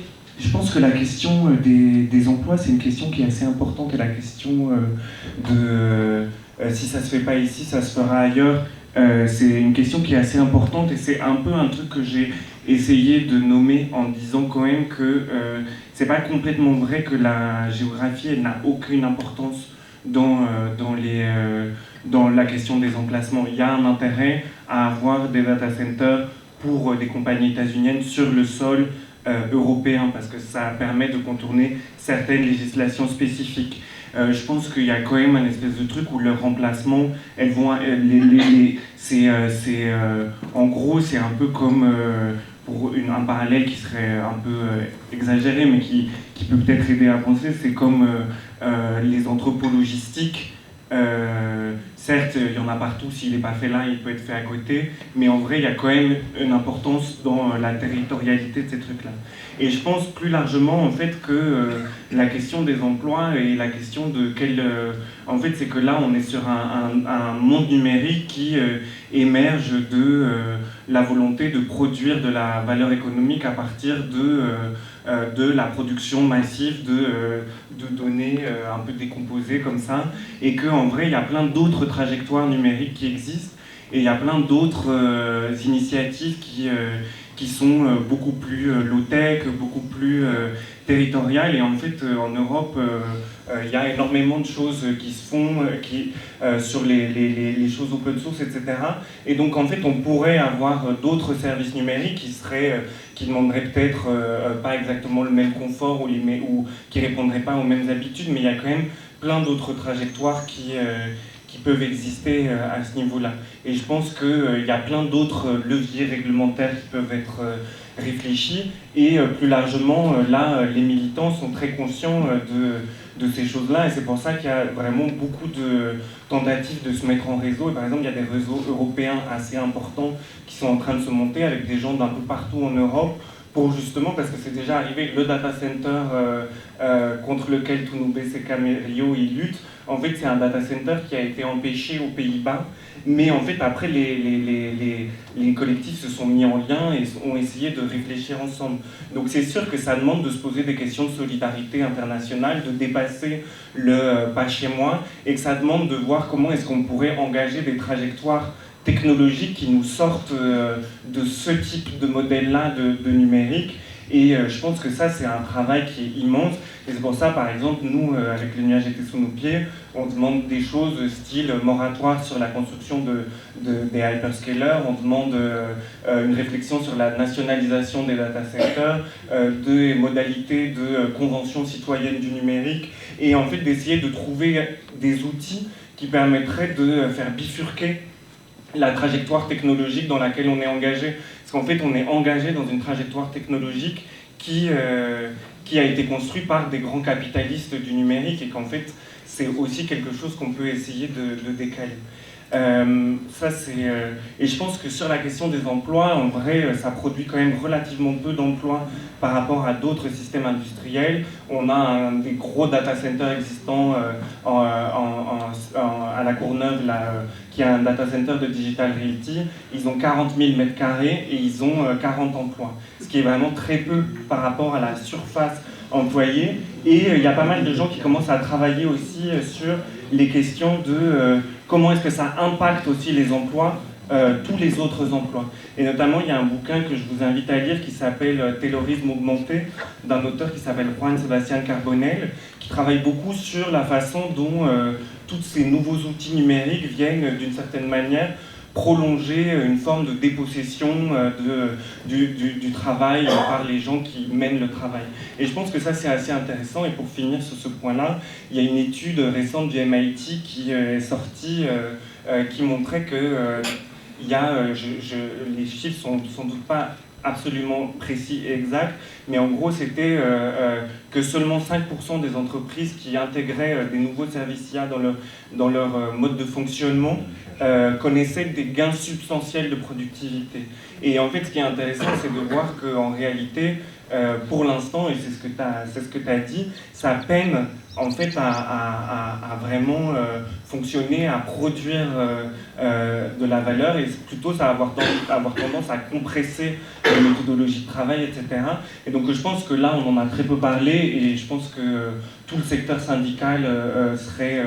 il y a déjà pas mal de gens des différents composantes de la CGT ou quoi qui peuvent se poser ces questions-là, mais comment tout le secteur du travail vient aussi se questionner sur que font ces outils-là à nos métiers, nos professions, etc.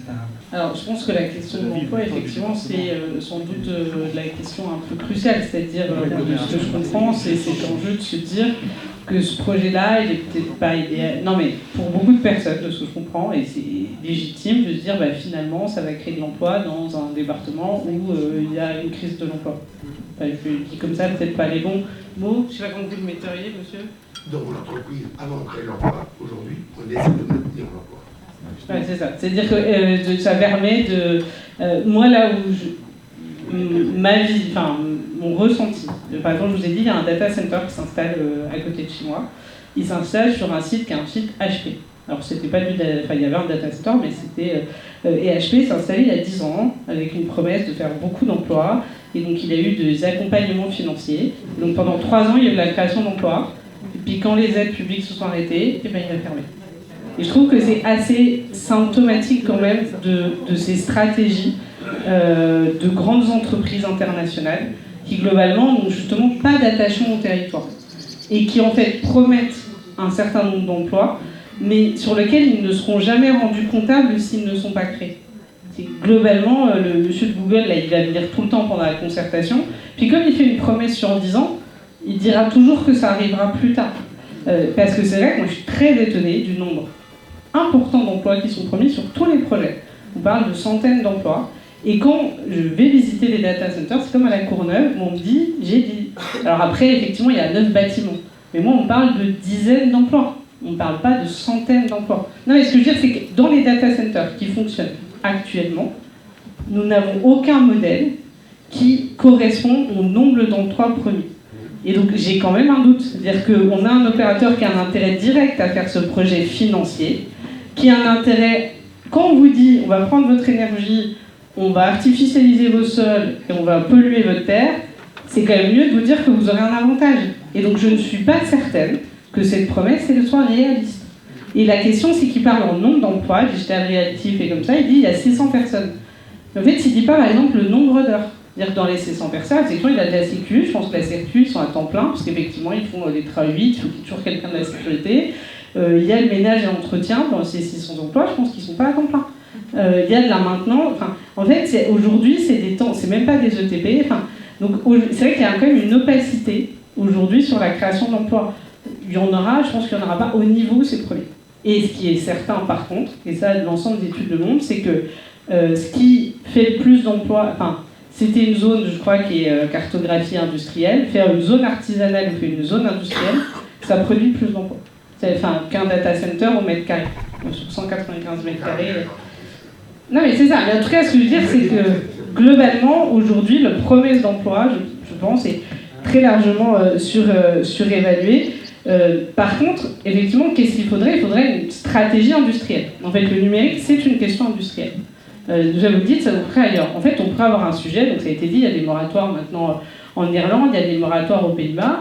On a un texte européen qui va arriver qui s'appelle le CAIDA sur le cloud et l'intelligence artificielle.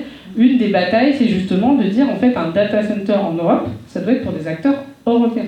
Parce qu'en fait, là, on a... et après, il y a la question du modèle, etc. Mais à minima, se dire que si on fait du data center, c'est pour que la valeur ajoutée, elle aille sur le territoire, parce que ça crée des emplois, qu'elle n'aille pas aux États-Unis. Donc déjà, et ça effectivement, il faut qu'on arrive à pousser au niveau européen. On a aussi, même au niveau français, on a des capacités. Par exemple, on a pris un label qui s'appelle le Secnum Cloud. Alors en gros, on dit que pour les données très sensibles, notamment publiques, il faut les mettre dans des data centers qui sont localisés en France, mais qui sont détenus par des opérateurs français et qui ont un certain nombre de règles. C'est des choses qu'on pourrait étendre. Par exemple, les données de santé, on a parlé. On pourrait dire les données de santé, c'est que dans des data centers européens. Et comme ça, en fait, on crée aussi un marché pour les acteurs européens. Parce que dans ces acteurs européens et dans les acteurs français, il y a des gens assez intéressants comme OVH, je vous en ai parlé. OVH, ce qui est intéressant, c'est qu'il a une vraie stratégie industrielle. C'est qu'il fait du data center, mais il a aussi des usines de production, des serveurs. Là, ça crée de l'emploi. Parce qu'en fait, on a de l'usine de production, on a du data center, qui n'est pas du tout au niveau gigantesque comme le projet de Google. Et je sais qu'aujourd'hui, ils ne viennent pas s'installer. Mais en fait, normalement, c'est le job, je suis désolée, de notre gouvernement d'avoir une stratégie industrielle pour faire en sorte qu'on ne vienne pas juste mettre des hectares de data centers qui vont faire partir de la plus-value aux États-Unis et de réfléchir à justement comment on crée des emplois. Et comment on est, enfin, et je pense qu'aujourd'hui, ce n'est pas pensé comme ça en termes numériques et que c'est une erreur. Et peut-être juste pour finir sur ce volet économique, effectivement, l'étude du MIT, moi j'ai demandé à chaque personne qu'on a auditionné, et on avait, donc il y avait Arthur Mensch, il y avait les gens du Trésor, il y avait les administrations du ministère de l'économie, il y avait la BPI, donc des gens, et je leur ai tous dit, est-ce que vous avez des études qui montrent que l'IA permet d'augmenter le retour sur investissement des entreprises. En gros, est-ce qu'une entreprise fait plus d'argent si elle utilise l'IA? Ils m'ont tous répondu la même chose. Aujourd'hui, il n'existe aucune étude qui permet de dire qu'en utilisant l'IA, on fait plus d'argent. Donc, en plus, on investit sur quelque chose dont on ne sait pas qui va arriver. C'est un pari. Et quand on voit le nombre d'entreprises qui sont en train de dire que l'IA, ça coûte finalement plus cher que ce qu'ils avaient envisagé, ce pari, il est risqué. Et je voudrais finir sur les questions des modalités de mobilisation. Moi, je suis partie des gens qui pensent qu'il ne faut pas forcément opposer les deux. Je pense qu'il y a besoin d'avoir une position qui rassemble, parce que notamment sur des projets comme ça, ce que dit madame, il faut être large en fait, parce que c'est un projet de territoire et qu'il y a un moment où il faut que le débat il se fasse de manière large et il y a un intérêt à avoir une majorité. Mais je pense aussi que pour créer le débat aujourd'hui, dans une période complètement saturée, on a aussi besoin de radicalité pour mettre le sujet sur la table. Oui, bien sûr. Non, mais en tout cas, donc, et des fois, c'est difficile, parce que quand dans un même mouvement, on a les deux stratégies ensemble, ça crée parfois des tensions, alors que je pense que c'est utile, en fait, d'avoir à la fois des gens qui ont un discours assez large, qui peut parler à beaucoup de monde, et des gens qui sont en capacité de faire monter le débat, et d'être sur des formes un peu plus radicales. Moi, je crois beaucoup à la combinaison des deux. Mais voilà, et puis sur la surveillance, oui, je partage, c'est un vrai sujet. Économique et quel emploi on veut dans un territoire, c'est une vraie position politique, donc c'est des choix. Et donc on n'est pas obligé de se résoudre à avoir des data centers pour le développement local. Donc une fois que ça s'est posé, moi j'avais deux questions à vous poser. Par rapport à ce qui a été dit sur la mobilisation, comment on va pouvoir utiliser par exemple la démarche qui concerne la Commission nationale du débat public, qui va donc avoir une action sur ce projet-là. Moi, quand j'ai rencontré un des garants, j'aurais posé la question justement de l'agenda de développement du projet et par rapport au débat, puisque la question de la démocratie et de mettre sur la table tous les éléments du dossier, c'est ça qui est important, parce que ce qu'on constate aujourd'hui à Châteauroux, c'est qu'on nous pose ça comme débat, mais même dans les délibérations du conseil municipal, on a présenté la vente du terrain, mais on ne met pas de détails derrière. On vend du terrain à Google et puis le reste est vague. Donc en fait, le débat public aujourd'hui, il est un peu biaisé. Deuxième question, sur la question de l'IA, pour les jeunes, par exemple, aujourd'hui, ce qu'on constate, c'est que quand on évoque l'intelligence artificielle auprès de la jeune génération, et notamment au niveau du monde de l'éducation, on est plutôt dans comment on va utiliser l'IA, mais on ne se pose jamais la question des usages réels et utiles de l'IA, et donc comment faire pour mobiliser la jeunesse sur ces questions. Sur la même zone dosant, on a déjà vécu un bid avec une autre puissance économique internationale, la Chine, qui, soi-disant, devait investir, venir créer des emplois. Aujourd'hui, on a des très beaux bâtiments qui ne sont plus viables. Ils sont moisis à l'intérieur. Il faudrait tout refaire, tout revoir. Il y a eu des questions là pour installer des personnels de santé, sauf que c'est absolument pas possible tel quel puisque les bâtiments sont dégradés. Donc on est fort de cette première expérience. Donc pourquoi y retourner encore une fois avec des investisseurs étrangers? Avec le projet qui est présenté, on a effectivement la question du positionnement local, du combat local, puisqu'effectivement on va mettre en face quelques emplois et un nombre significatif de risques environnementaux notamment, dont on voit bien qu'on ne les maîtrise pas, puisque Google dit non mais aujourd'hui ce qu'on vous présente dans le dossier, ce qu'on vous présentera dans le dossier, ce ne sera pas ce qui se fera. C'est-à-dire qu'on est dans quelque chose qui est une forme d'emballement, on est incapable, on est sur un projet démesuré, dont on est incapable de mesurer les risques, notamment sur les PFAS, dont on sait qu'il va s'en produire beaucoup si le projet se fait, et dont on est incapable d'évaluer les conséquences sur la santé. Alors vous citez, monsieur, la possibilité d'avoir des petits-enfants. Je m'inquiète quand même sur la multiplication ou de la production des PFAS parce que ça pourrait quand même avoir quelques effets sur d'éventuels descendants. Au-delà de ça, il y a la question de l'emballement numérique. Parce que derrière ces projets, ces giga-projets, il y a tout un ensemble d'effets délétères ou qui l'accompagnent, enfin je dis délétère, c'est une appréciation, il y a tout un tas d'effets qui l'accompagnent, qui sont liés à la fois à une production, un stockage, une consommation de données numériques dont on peut interroger l'utilité, mais qui se traduisent par tout un tas de choses. Alors il y a la question du stockage, mais il y a la question aussi de la diffusion. Pour certains, j'entendais un chiffre hier disant que le nombre d'antennes numériques était passé de 36 000 à 77 000 en France en très peu de temps, et qu'on est soumis à une avalanche de nouveaux projets pour installer des antennes qui donc diffusent ces données. Au-delà il y a les câbles, il y a la fibre, mais il y a effectivement tout le réseau, etc. Donc on est sur un emballement numérique qui est en train de polluer la vie de tout le monde, et partout, sans qu'on se pose la question effectivement de savoir, mais est-ce qu'on en a vraiment besoin?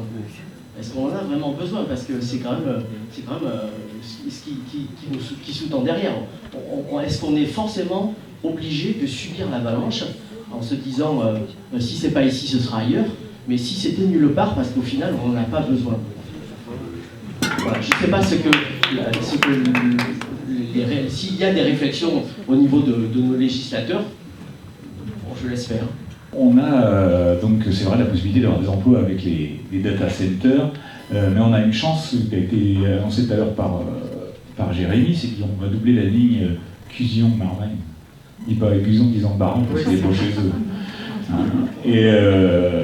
Et ce doublement de ligne va nous permettre quelque chose d'important qu'a évoqué Erwan, c'est que notre département, si le data center, il utilise toute la capacité électrique, il va nous empêcher à nous, ruraux de l'Indre, de faire cette transition dont tu as parlé tout à l'heure, c'est-à-dire décarboner nos maisons, décarboner nos mobilités, et aussi, et c'est là où j'ai peur pour l'emploi, décarboner notre industrie. Aujourd'hui, on a énormément d'industries. Tu as parlé de Pyrex tout à l'heure, mais je pense aux laiteries, je pense à d'autres usines, des fonderies, etc., qui utilisent aujourd'hui une énergie fossile pour faire fabriquer des usines. Si demain, on est plus compétitif parce qu'on a de l'énergie carbonée pour faire fonctionner ces usines-là, je suis désolé, mais elles fermeront. On a déjà moins d'habitants, on l'a dit. On a de moins en moins de jeunes qui restent chez nous parce qu'on ne les forme pas. Donc ils vont dans d'autres villes pour faire leur vie, et malheureusement c'est difficile pour qu'ils reviennent. S'il n'y a pas d'emploi, ou si l'emploi il est devenu complètement dévalorisé dans des entreprises qui polluent, ce sera très compliqué. Donc moi j'ai ce doute-là, et je pense que c'est très clairement quelque chose qu'il faut dire à Gilles Avrousse et dire aux personnes qui promeuvent ce projet. Aujourd'hui, est-ce que vous n'êtes pas en train de mettre une balle dans le pied d'attractivité économique, d'attractivité de vie, et forcément, tout le monde l'a dit, l'attractivité écologique de notre territoire avec ce projet-là qui vont venir. Voilà ce que je voulais apporter. Tout à l'heure, on a parlé effectivement de la surveillance. Et l'IA, derrière le développement de l'IA, il y a autre chose de beaucoup plus catastrophique pour moi, c'est-à-dire ce nouveau monde qui se profile, c'est effectivement l'IA, c'est un outil de substitution, c'est-à-dire qui fait à la place d'eux.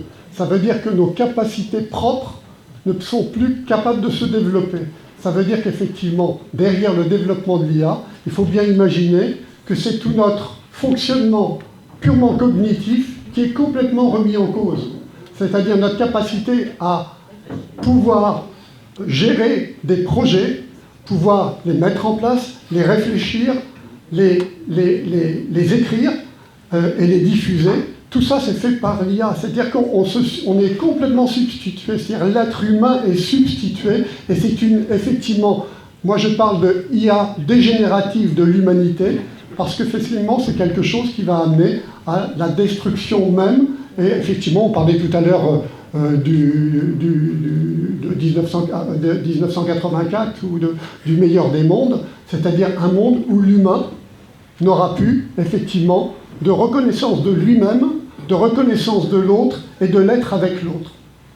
Je voulais revenir sur la question aussi de l'emploi, parce que c'est une question qui va être importante, je pense, à traiter dans l'argumentation vis-à-vis de la population, parce qu'il faut se rassembler pour pouvoir se poser.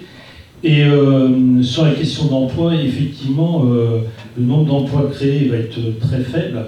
Et je crois que ça pose la question de quel type de développement on veut pour l'agglomération de départements. On a d'autres emplois, d'autres filières, que ce soit agricole, industriel, où on peut créer des emplois qui peuvent être mobilisés. Et je crois même que donner l'image du département de l'Indre, amplifier l'image déjà qu'on a d'un désert quelque part, avec tous les défauts des déserts où on implante des projets que personne ne veut, c'est pas terrible pour l'image du département, y compris pour l'attractivité de notre agglomération. Je crois que c'est aussi un argument qu'on peut mettre en avant, puisque Châteauroux, c'est quand même, j'ai encore entendu la préfète il y a quelques jours qui disait que Châteauroux c'était une ville verte, c'était agréable, etc., moyenne, voilà, donc on a des atouts, mais il faut aussi ne pas les détruire. Juste pour revenir aussi sur la question des données et des questions des données personnelles, il y a eu le scandale de la NTS il y a peu, hein, avec le piège des données. Je crois que ça pose la question aussi de quel type de structure on met pour gérer les questions numériques dans notre pays, puisqu'à un moment donné, des entreprises privées, leur souci, c'est de faire du profit, c'est pas de protéger les données des gens. Hein. C'est pas leur priorité. Hein. D'ailleurs, même qu'elles soient des entreprises françaises ou internationales, leur priorité, c'est de dégager des profits. Et quand c'est la question du profit par rapport à la protection des données, leur choix est vite fait. Et donc, moi, je pense qu'il y a effectivement à réfléchir sur la question de comment on fait pour que ces données, les questions du numérique soient mises dans un pôle public au niveau national, qu'il y ait des filières, y compris au niveau européen, qui se montent, mais sous les services publics, pour avancer vers une alternative. Il y a des endroits où ça se réfléchit. Je sais que l'an dernier, à la Fête de l'Humanité, il y avait un grand espace du numérique avec plein de médias, etc., qui s'est mis en place, qui a permis à plein d'acteurs différents de se rencontrer. Il y a des choses qui montent, il y a le travail qui est fait, on le voit ici, que ce soit au Sénat, à l'Assemblée nationale. Et c'est vrai que les batailles vont se mener au niveau local, national et international et européen. On a besoin de mener sur tous les champs et développer les solidarités. Moi, je trouve le débat et la présentation que vous avez faite particulièrement intéressante et particulièrement instructive aussi, parce que je ne suis pas certain que tout le monde soit au même niveau d'information dans ce domaine. Le constat que je voudrais faire par rapport à ce débat, c'est que j'ai l'impression qu'on est un peu hors sol, même s'il s'agit d'une parcelle de 195 hectares. Là, en l'occurrence, on parle d'installer des équipements, des outils, des entreprises, sans savoir dans quelles conditions, avec quelle stratégie de développement et avec quelles conséquences. Or là, on est, comme le disait le camarade tout à l'heure, on est sur une forme d'emballement. Ça fait bien, ça permet de vendre 195 hectares, mais on ne sait pas à quoi ça va servir et avec quelles conséquences. Je crois que c'est ça qui est dramatique, c'est qu'il n'y a pas de maîtrise. On a l'impression qu'il n'y a pas de maîtrise au niveau national, il n'y a pas de maîtrise au niveau européen, et à notre niveau, on fait ce qu'on peut en quelque sorte par rapport à ça. Comment on s'adapte à ça, et comment on essaie d'avoir une réaction sensée, qui ne soit pas purement négative, mais qui soit prospective. Et moi, c'est ce qui me gêne le plus dans cette histoire, c'est qu'on ne sait pas où on va, on sait qu'on ne maîtrise rien, mais on y va quand même. Et ça, c'est catastrophique. Donc moi, la question que je pose, elle est simple. Quel type de maîtrise on imagine mettre en place par rapport à ce développement des data centers au niveau national, au niveau du gouvernement, au niveau de l'Assemblée et au niveau européen? Parce que ce n'est pas que nous, à notre niveau, qui pourront avoir la bonne position, la bonne réaction et la bonne stratégie. À la question de ce que va faire l'IA, va nous faire à nous psychiquement ou même à notre humanité, il y a une expression qui m'a frappé dans un livre récent que j'ai lu, qui est de deux co-auteurs de l'ONG qui s'appelle Data for Good, c'est Nouvelle Green, elle s'appelle, et lui s'appelle Théo Alves da Costa, je vous conseille la lecture. Ils disent qu'aujourd'hui l'IA est moins régulée que les grippins, c'est-à-dire qu'il n'y a aucune régulation sur les usages. C'est ce qu'ont montré aussi les scandales des algorithmes, par exemple l'algorithme de TikTok, etc. C'est juste qu'ils sont déployés à grande échelle, avant même toute réflexion, il n'y a pas la moindre homologation. Et ça, c'est un des gros enjeux. L'autre sous-jacente avec la question de l'emploi, ça m'a rappelé une des idées, c'est qu'aux États-Unis, entre autres éléments, mais la pression exercée sur le système énergétique par l'IA a fait très fortement augmenter les prix de l'électricité.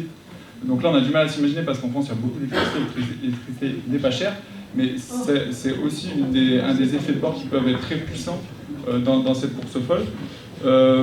Et sur la question, ce que vous disiez tout à l'heure sur le CNDP, la Commission nationale du débat public, qui va être un petit peu le calendrier. Pour résumer, pour être un peu trivial, la CNDP ne sert pas à grand chose, mais néanmoins, c'est très important à mon avis de mon aide d'observateur de regarder plusieurs luttes.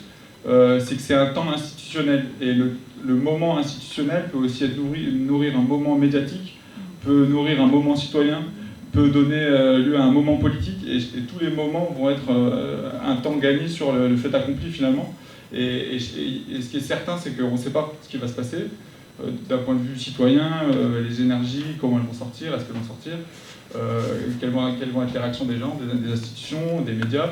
Je pense qu'on est dans un moment de grosse focale sur cette question de l'IA, parce qu'on est tous pris par ce sentiment de vertige, et quand on entend qu'à Châteauroux, Google va s'implanter, ça va, à mon avis, susciter beaucoup d'intérêt, et que chaque lutte également a sa propre histoire et finalement son propre scénario. Comment réussir à créer des moments institutionnels, créer des moments politiques, créer des moments juridiques, créer des moments citoyens. À la limite, c'est à chaque lutte de s'inventer par elle-même en essayant de jouer sur ces trucs-là. La CNDP peut servir à ça parce qu'elle met sur la place publique un peu d'informations et c'est institutionnel, mais il y a quand même des débats publics qui vont avoir lieu, il y a quand même des diapositives qui vont être mises en ligne. Et il y a quand même un calendrier avec un petit rapport qui va dire voilà combien de personnes ont été pour, combien de personnes ont été contre. Tout ça, ça peut être utilisé comme une matière première citoyenne. Alors oui, je vais commencer par répondre à une question qui n'a pas vraiment été posée. J'ai entendu, mais on n'a pas parlé d'agriculture. Et c'est vrai, de ce que j'ai compris du projet, c'est qu'il est sur des terres qui aujourd'hui sont majoritairement pas artificialisées et sur lesquelles on a qui ont été rachetés par la collectivité locale et sur lesquels aujourd'hui les agriculteurs louent les terres et donc j'imagine les exploitent. Nous en ce moment à l'Assemblée nationale on parle de la loi d'urgence agricole, ça fait partie des contradictions, c'est-à-dire qu'on a tendance à considérer que les espaces agricoles, les espaces naturels sont finalement des espaces artificialisés qui sont et je ne dis pas que c'est le cas, mais qui sont dans la vue du législateur ou des collectivités locales comme finalement ayant peu de valeur par rapport à l'industrie, etc. Alors que dans le même temps, et à raison, on dit il faut qu'on ait une souveraineté alimentaire, on valorise la question et le travail heureusement des paysans, mais d'un autre côté, on ne valorise pas leur lieu, l'espace dont ils ont besoin pour travailler. Et donc je trouve que ça pose aussi cette question-là de pourquoi est-ce que ces terrains-là, on ne se dit pas mais c'est quoi le modèle agricole qui serait intéressant pour créer des emplois ?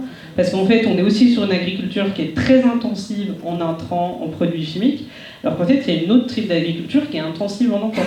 En fait, il y a aussi une possibilité de recréer des emplois dans les questions du modèle agricole, que ça soit sur... Non mais, vous pouvez... Mais il y a des... et là aussi, c'est un peu...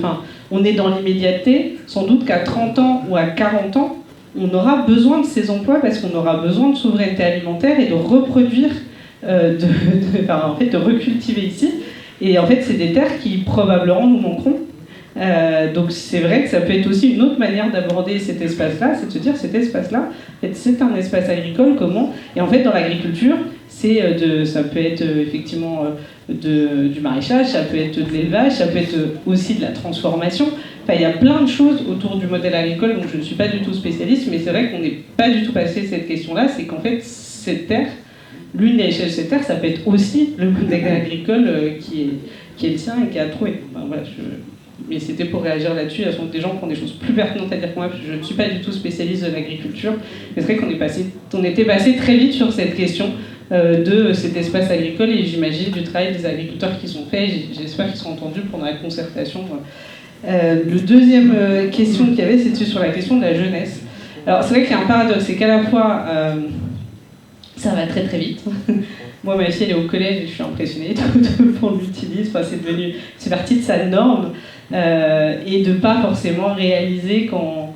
Parce que le saut technologique en 30 ans, c'est-à-dire que quand on lui explique qu'il y a 30 ans, les VHS c'était le summum de la modernité, et que maintenant il y a Netflix, elle voit pas le... Voilà.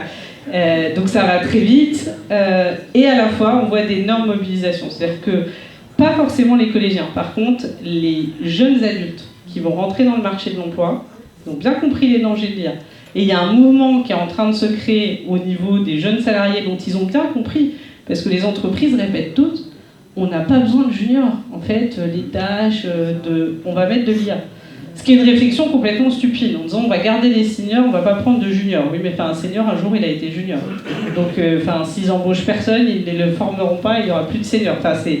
Mais en tout cas, il y a quand même une mobilisation sur des jeunes adultes qui est vraiment en train de naître parce qu'ils ont compris qu'ils faisaient partie des premières cibles en termes d'emplois supprimés. Mais c'est quand même, moi je trouve que c'est quelque chose qui bouge, plus quand même une sensibilité environnementale. Mais voilà, c'est le paradoxe d'une diffusion très rapide. Et en plus, on peut même avoir des gens qui se mobilisent contre l'IA et qui l'utilisent. Il y a aussi parfois une schizophrénie, mais moi je pense que sur cette mobilisation-là, elle peut être importante. Sur la question des besoins, franchement, c'est un débat qu'on a du mal à poser. Je pense que c'est pourtant le débat essentiel sur la question non seulement de la régulation, mais de dire qu'en fait, moi je ne crois pas qu'on reviendra à un monde où il n'y a pas de numérique. Par contre, le monde dans lequel le numérique continue à être exponentiel sans être réglementé pour tout, ce n'est pas possible. Environnementalement, ce n'est pas possible. En termes de minéraux, en termes de capacité énergétique, en termes de relations humaines, ça ne marche pas. Et donc, c'est vrai que la question de ces besoins et de sur quoi est-ce qu'on en gros, comment on priorise nos utilisations du numérique, c'est une question indispensable, c'est une question qui a un vrai débat démocratique et c'est le sujet dont on a du mal à parler, que ce soit au niveau national, que ce soit au niveau européen, parce qu'il y a cette obsession de se dire il ne faut pas qu'on loupe le saut technologique, il ne faut pas qu'on loupe la prochaine révolution, etc. Et c'est pas faux, il ne faut pas qu'on augmente nos dépendances aux Américains, mais il ne faut pas faire la même chose. Et en fait, et je voudrais finir là-dessus, parce qu'il y a quelqu'un qui disait les entreprises, leur objectif c'est de faire du profit, c'est vrai. Mais il y a d'autres manières de faire du numérique. Il y a ce qu'on appelle par exemple les communs numériques, qui sont généralement une conjonction entre des fondations, du public, où là on va être sur de l'open source, sur du libre. Généralement quand on dit ça, on se dit oulala, c'est sympa, c'est des geeks, un petit peu hippies dans leur coin. Il faut savoir par exemple qu'aujourd'hui la gendarmerie nationale fonctionne sur du libre. Et elle n'utilise pas Google, elle n'utilise pas Microsoft, elle fonctionne sur du Ubuntu, sur du Linux. Elle forme des ingénieurs au sein de la gendarmerie, c'est-à-dire qu'ils gèrent leur centre de données, ils ont leur propre système d'exploitation, ils ont même leur propre téléphone, ça s'appelle Neo, c'est-à-dire que et toutes les applications qui sont installées sont des applications qu'ils ont pu vérifier, donc qui sont open source, donc ils savent exactement ce qu'ils installent. Donc en fait, aujourd'hui, on sait faire du numérique et de l'internet autrement, c'est-à-dire en sachant ce qu'on installe, et ça marche à grande échelle. Et depuis longtemps, ça fait 20 ans que la gendarmerie développe ce type d'outils numériques. Ils ont économisé 1,5 milliard aussi, ce qui n'est pas négligeable en passant. Donc en fait, il y a d'autres outils numériques qui existent qui peuvent être intéressants. Et on aura aussi, moi je pense, encore des acteurs économiques. Mais il y a une règle qui est simple, c'est que si c'est gratuit, c'est notre produit. La différence entre, par exemple, Google, il va vendre vos données, parce qu'en fait, c'est comme ça qu'il fait de l'argent. Si vous reprenez des acteurs de cloud, effectivement, ils vont vous faire payer le stockage. Ils peuvent faire une adresse mail, puis peut-être que vous allez payer 1 € par mois pour avoir une adresse mail. Vous allez trouver ça un peu dingue, parce que partout ailleurs, c'est gratuit. Mais en fait, vous allez payer pour la simple raison que eux, leur modèle économique, qui ne repose pas sur la vente de vos données, mais sur le fait de vous faire payer finalement l'utilisation, le stockage de ces données-là que vous utilisez. Et donc il y a aussi ça, c'est-à-dire qu'on s'est habitué à une gratuité qu'on payait autrement. Et c'est vrai que je pense que si on arrête ce modèle de gratuité, on va peut-être aussi repenser, ça va donner aussi une matérialité au stockage. Je ne dis pas qu'il faut rendre Internet payant, etc. Wikipédia, c'est très bien. Je dis que sur la question des entreprises, vaut mieux quand même faire confiance à une entreprise qui vous fait payer pas cher qu'à l'entreprise qui ne vous fait pas payer du tout. Ouais, ça, c'était mon point. Et bien sûr que Internet, il y a aussi plein de modèles qui peuvent être gratuits, non payants, collaboratifs. Je pense que Wikipédia en est le meilleur exemple. Mais, voilà. Mais en tout cas, il y a d'autres manières de faire Internet, il y a d'autres outils. Et je pense que c'est le moment aussi pour aller vers cette bifurcation, vers ces outils-là, dont on arrive à garder le contrôle. Et donc au niveau européen, il y a quand même des choses qui bougent, que ça soit, je l'ai dit, alors sur la programmation de data center, moi je trouve qu'on est encore un peu en retard. On est un peu en bagarre sur qu'est-ce qu'est finalement un data center souverain, notamment avec les Allemands. Pas complètement la même définition, mais on va réussir à converger, je pense. Et après, on a la question effectivement de la réglementation. Donc ça va être le RGPD, ça va être ce qu'on appelle le DSA, le Digital Service Act. En fait, il existe déjà un certain nombre de réglementations, que ce soit sur l'utilisation des données, sur l'interdiction de faire des nuls, sur l'interdiction d'avoir des algorithmes qui poussent au suicide, par exemple. Tout ça, c'est interdit.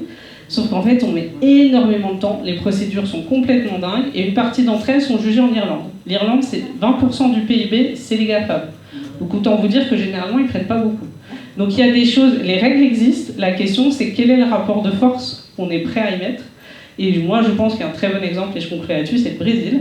Il n'y a pas que le Brésil qui l'a fait, mais le Brésil l'a fait notamment. À un moment, c'était juste au moment du rachat de X par Elon Musk. Musk a dit, moi je ne vais pas respecter les règles brésiliennes.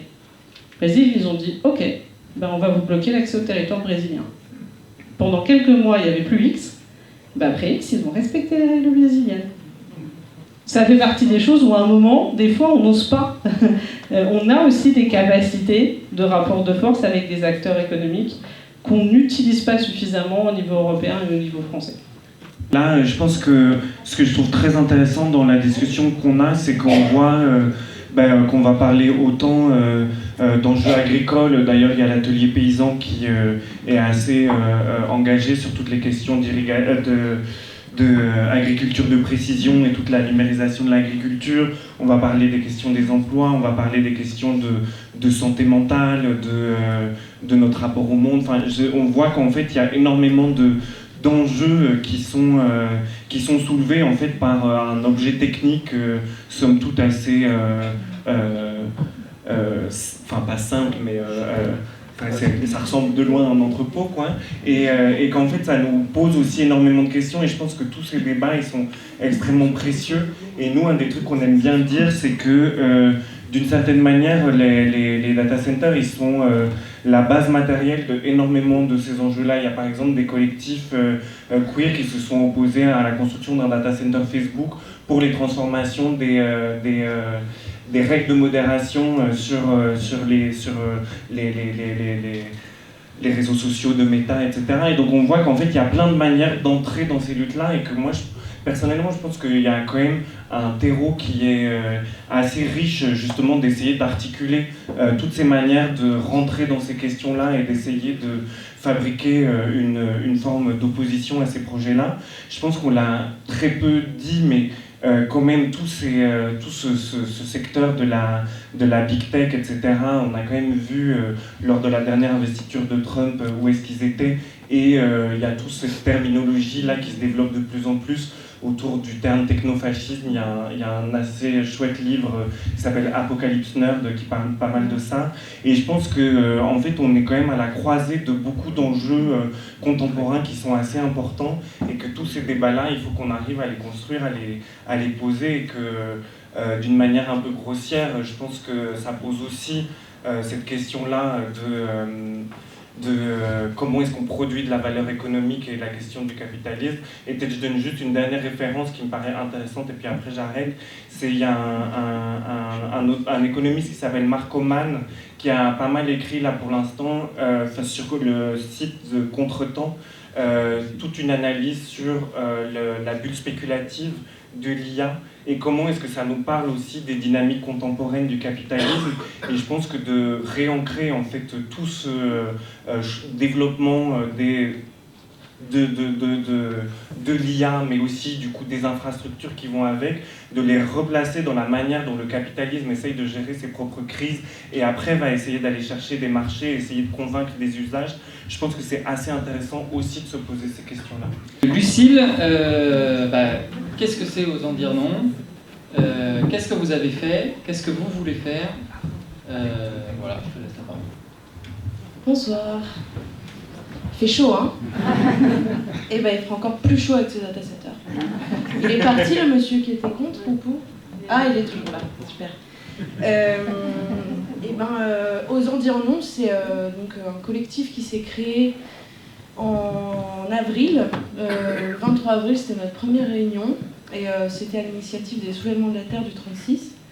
Donc merci à eux. Mais si aujourd'hui je devais décrire le collectif tel qu'il est, on est plus une réunion de gens ordinaires en fait, qui vivent à Châteauroux ou alentour, plutôt que on n'est pas tous militants, quoi. On n'a pas tous des affinités politiques aussi similaires, mais on a réussi à se mettre autour de la table parce qu'on est contre en fait ce projet de data center qu'on trouve aberrant pour plein de raisons. Et je voudrais saluer tout ce qui a été dit ce soir, c'était très passionnant. Et peut-être revenir à une échelle un peu plus locale. En fait, nous, on s'inquiète, on s'est inquiété dès le début de ce que ça allait faire sur notre territoire à nous et sur l'opacité en fait des promesses. Et donc, on a mené toute une réflexion autour des impacts directs que va avoir ce data center.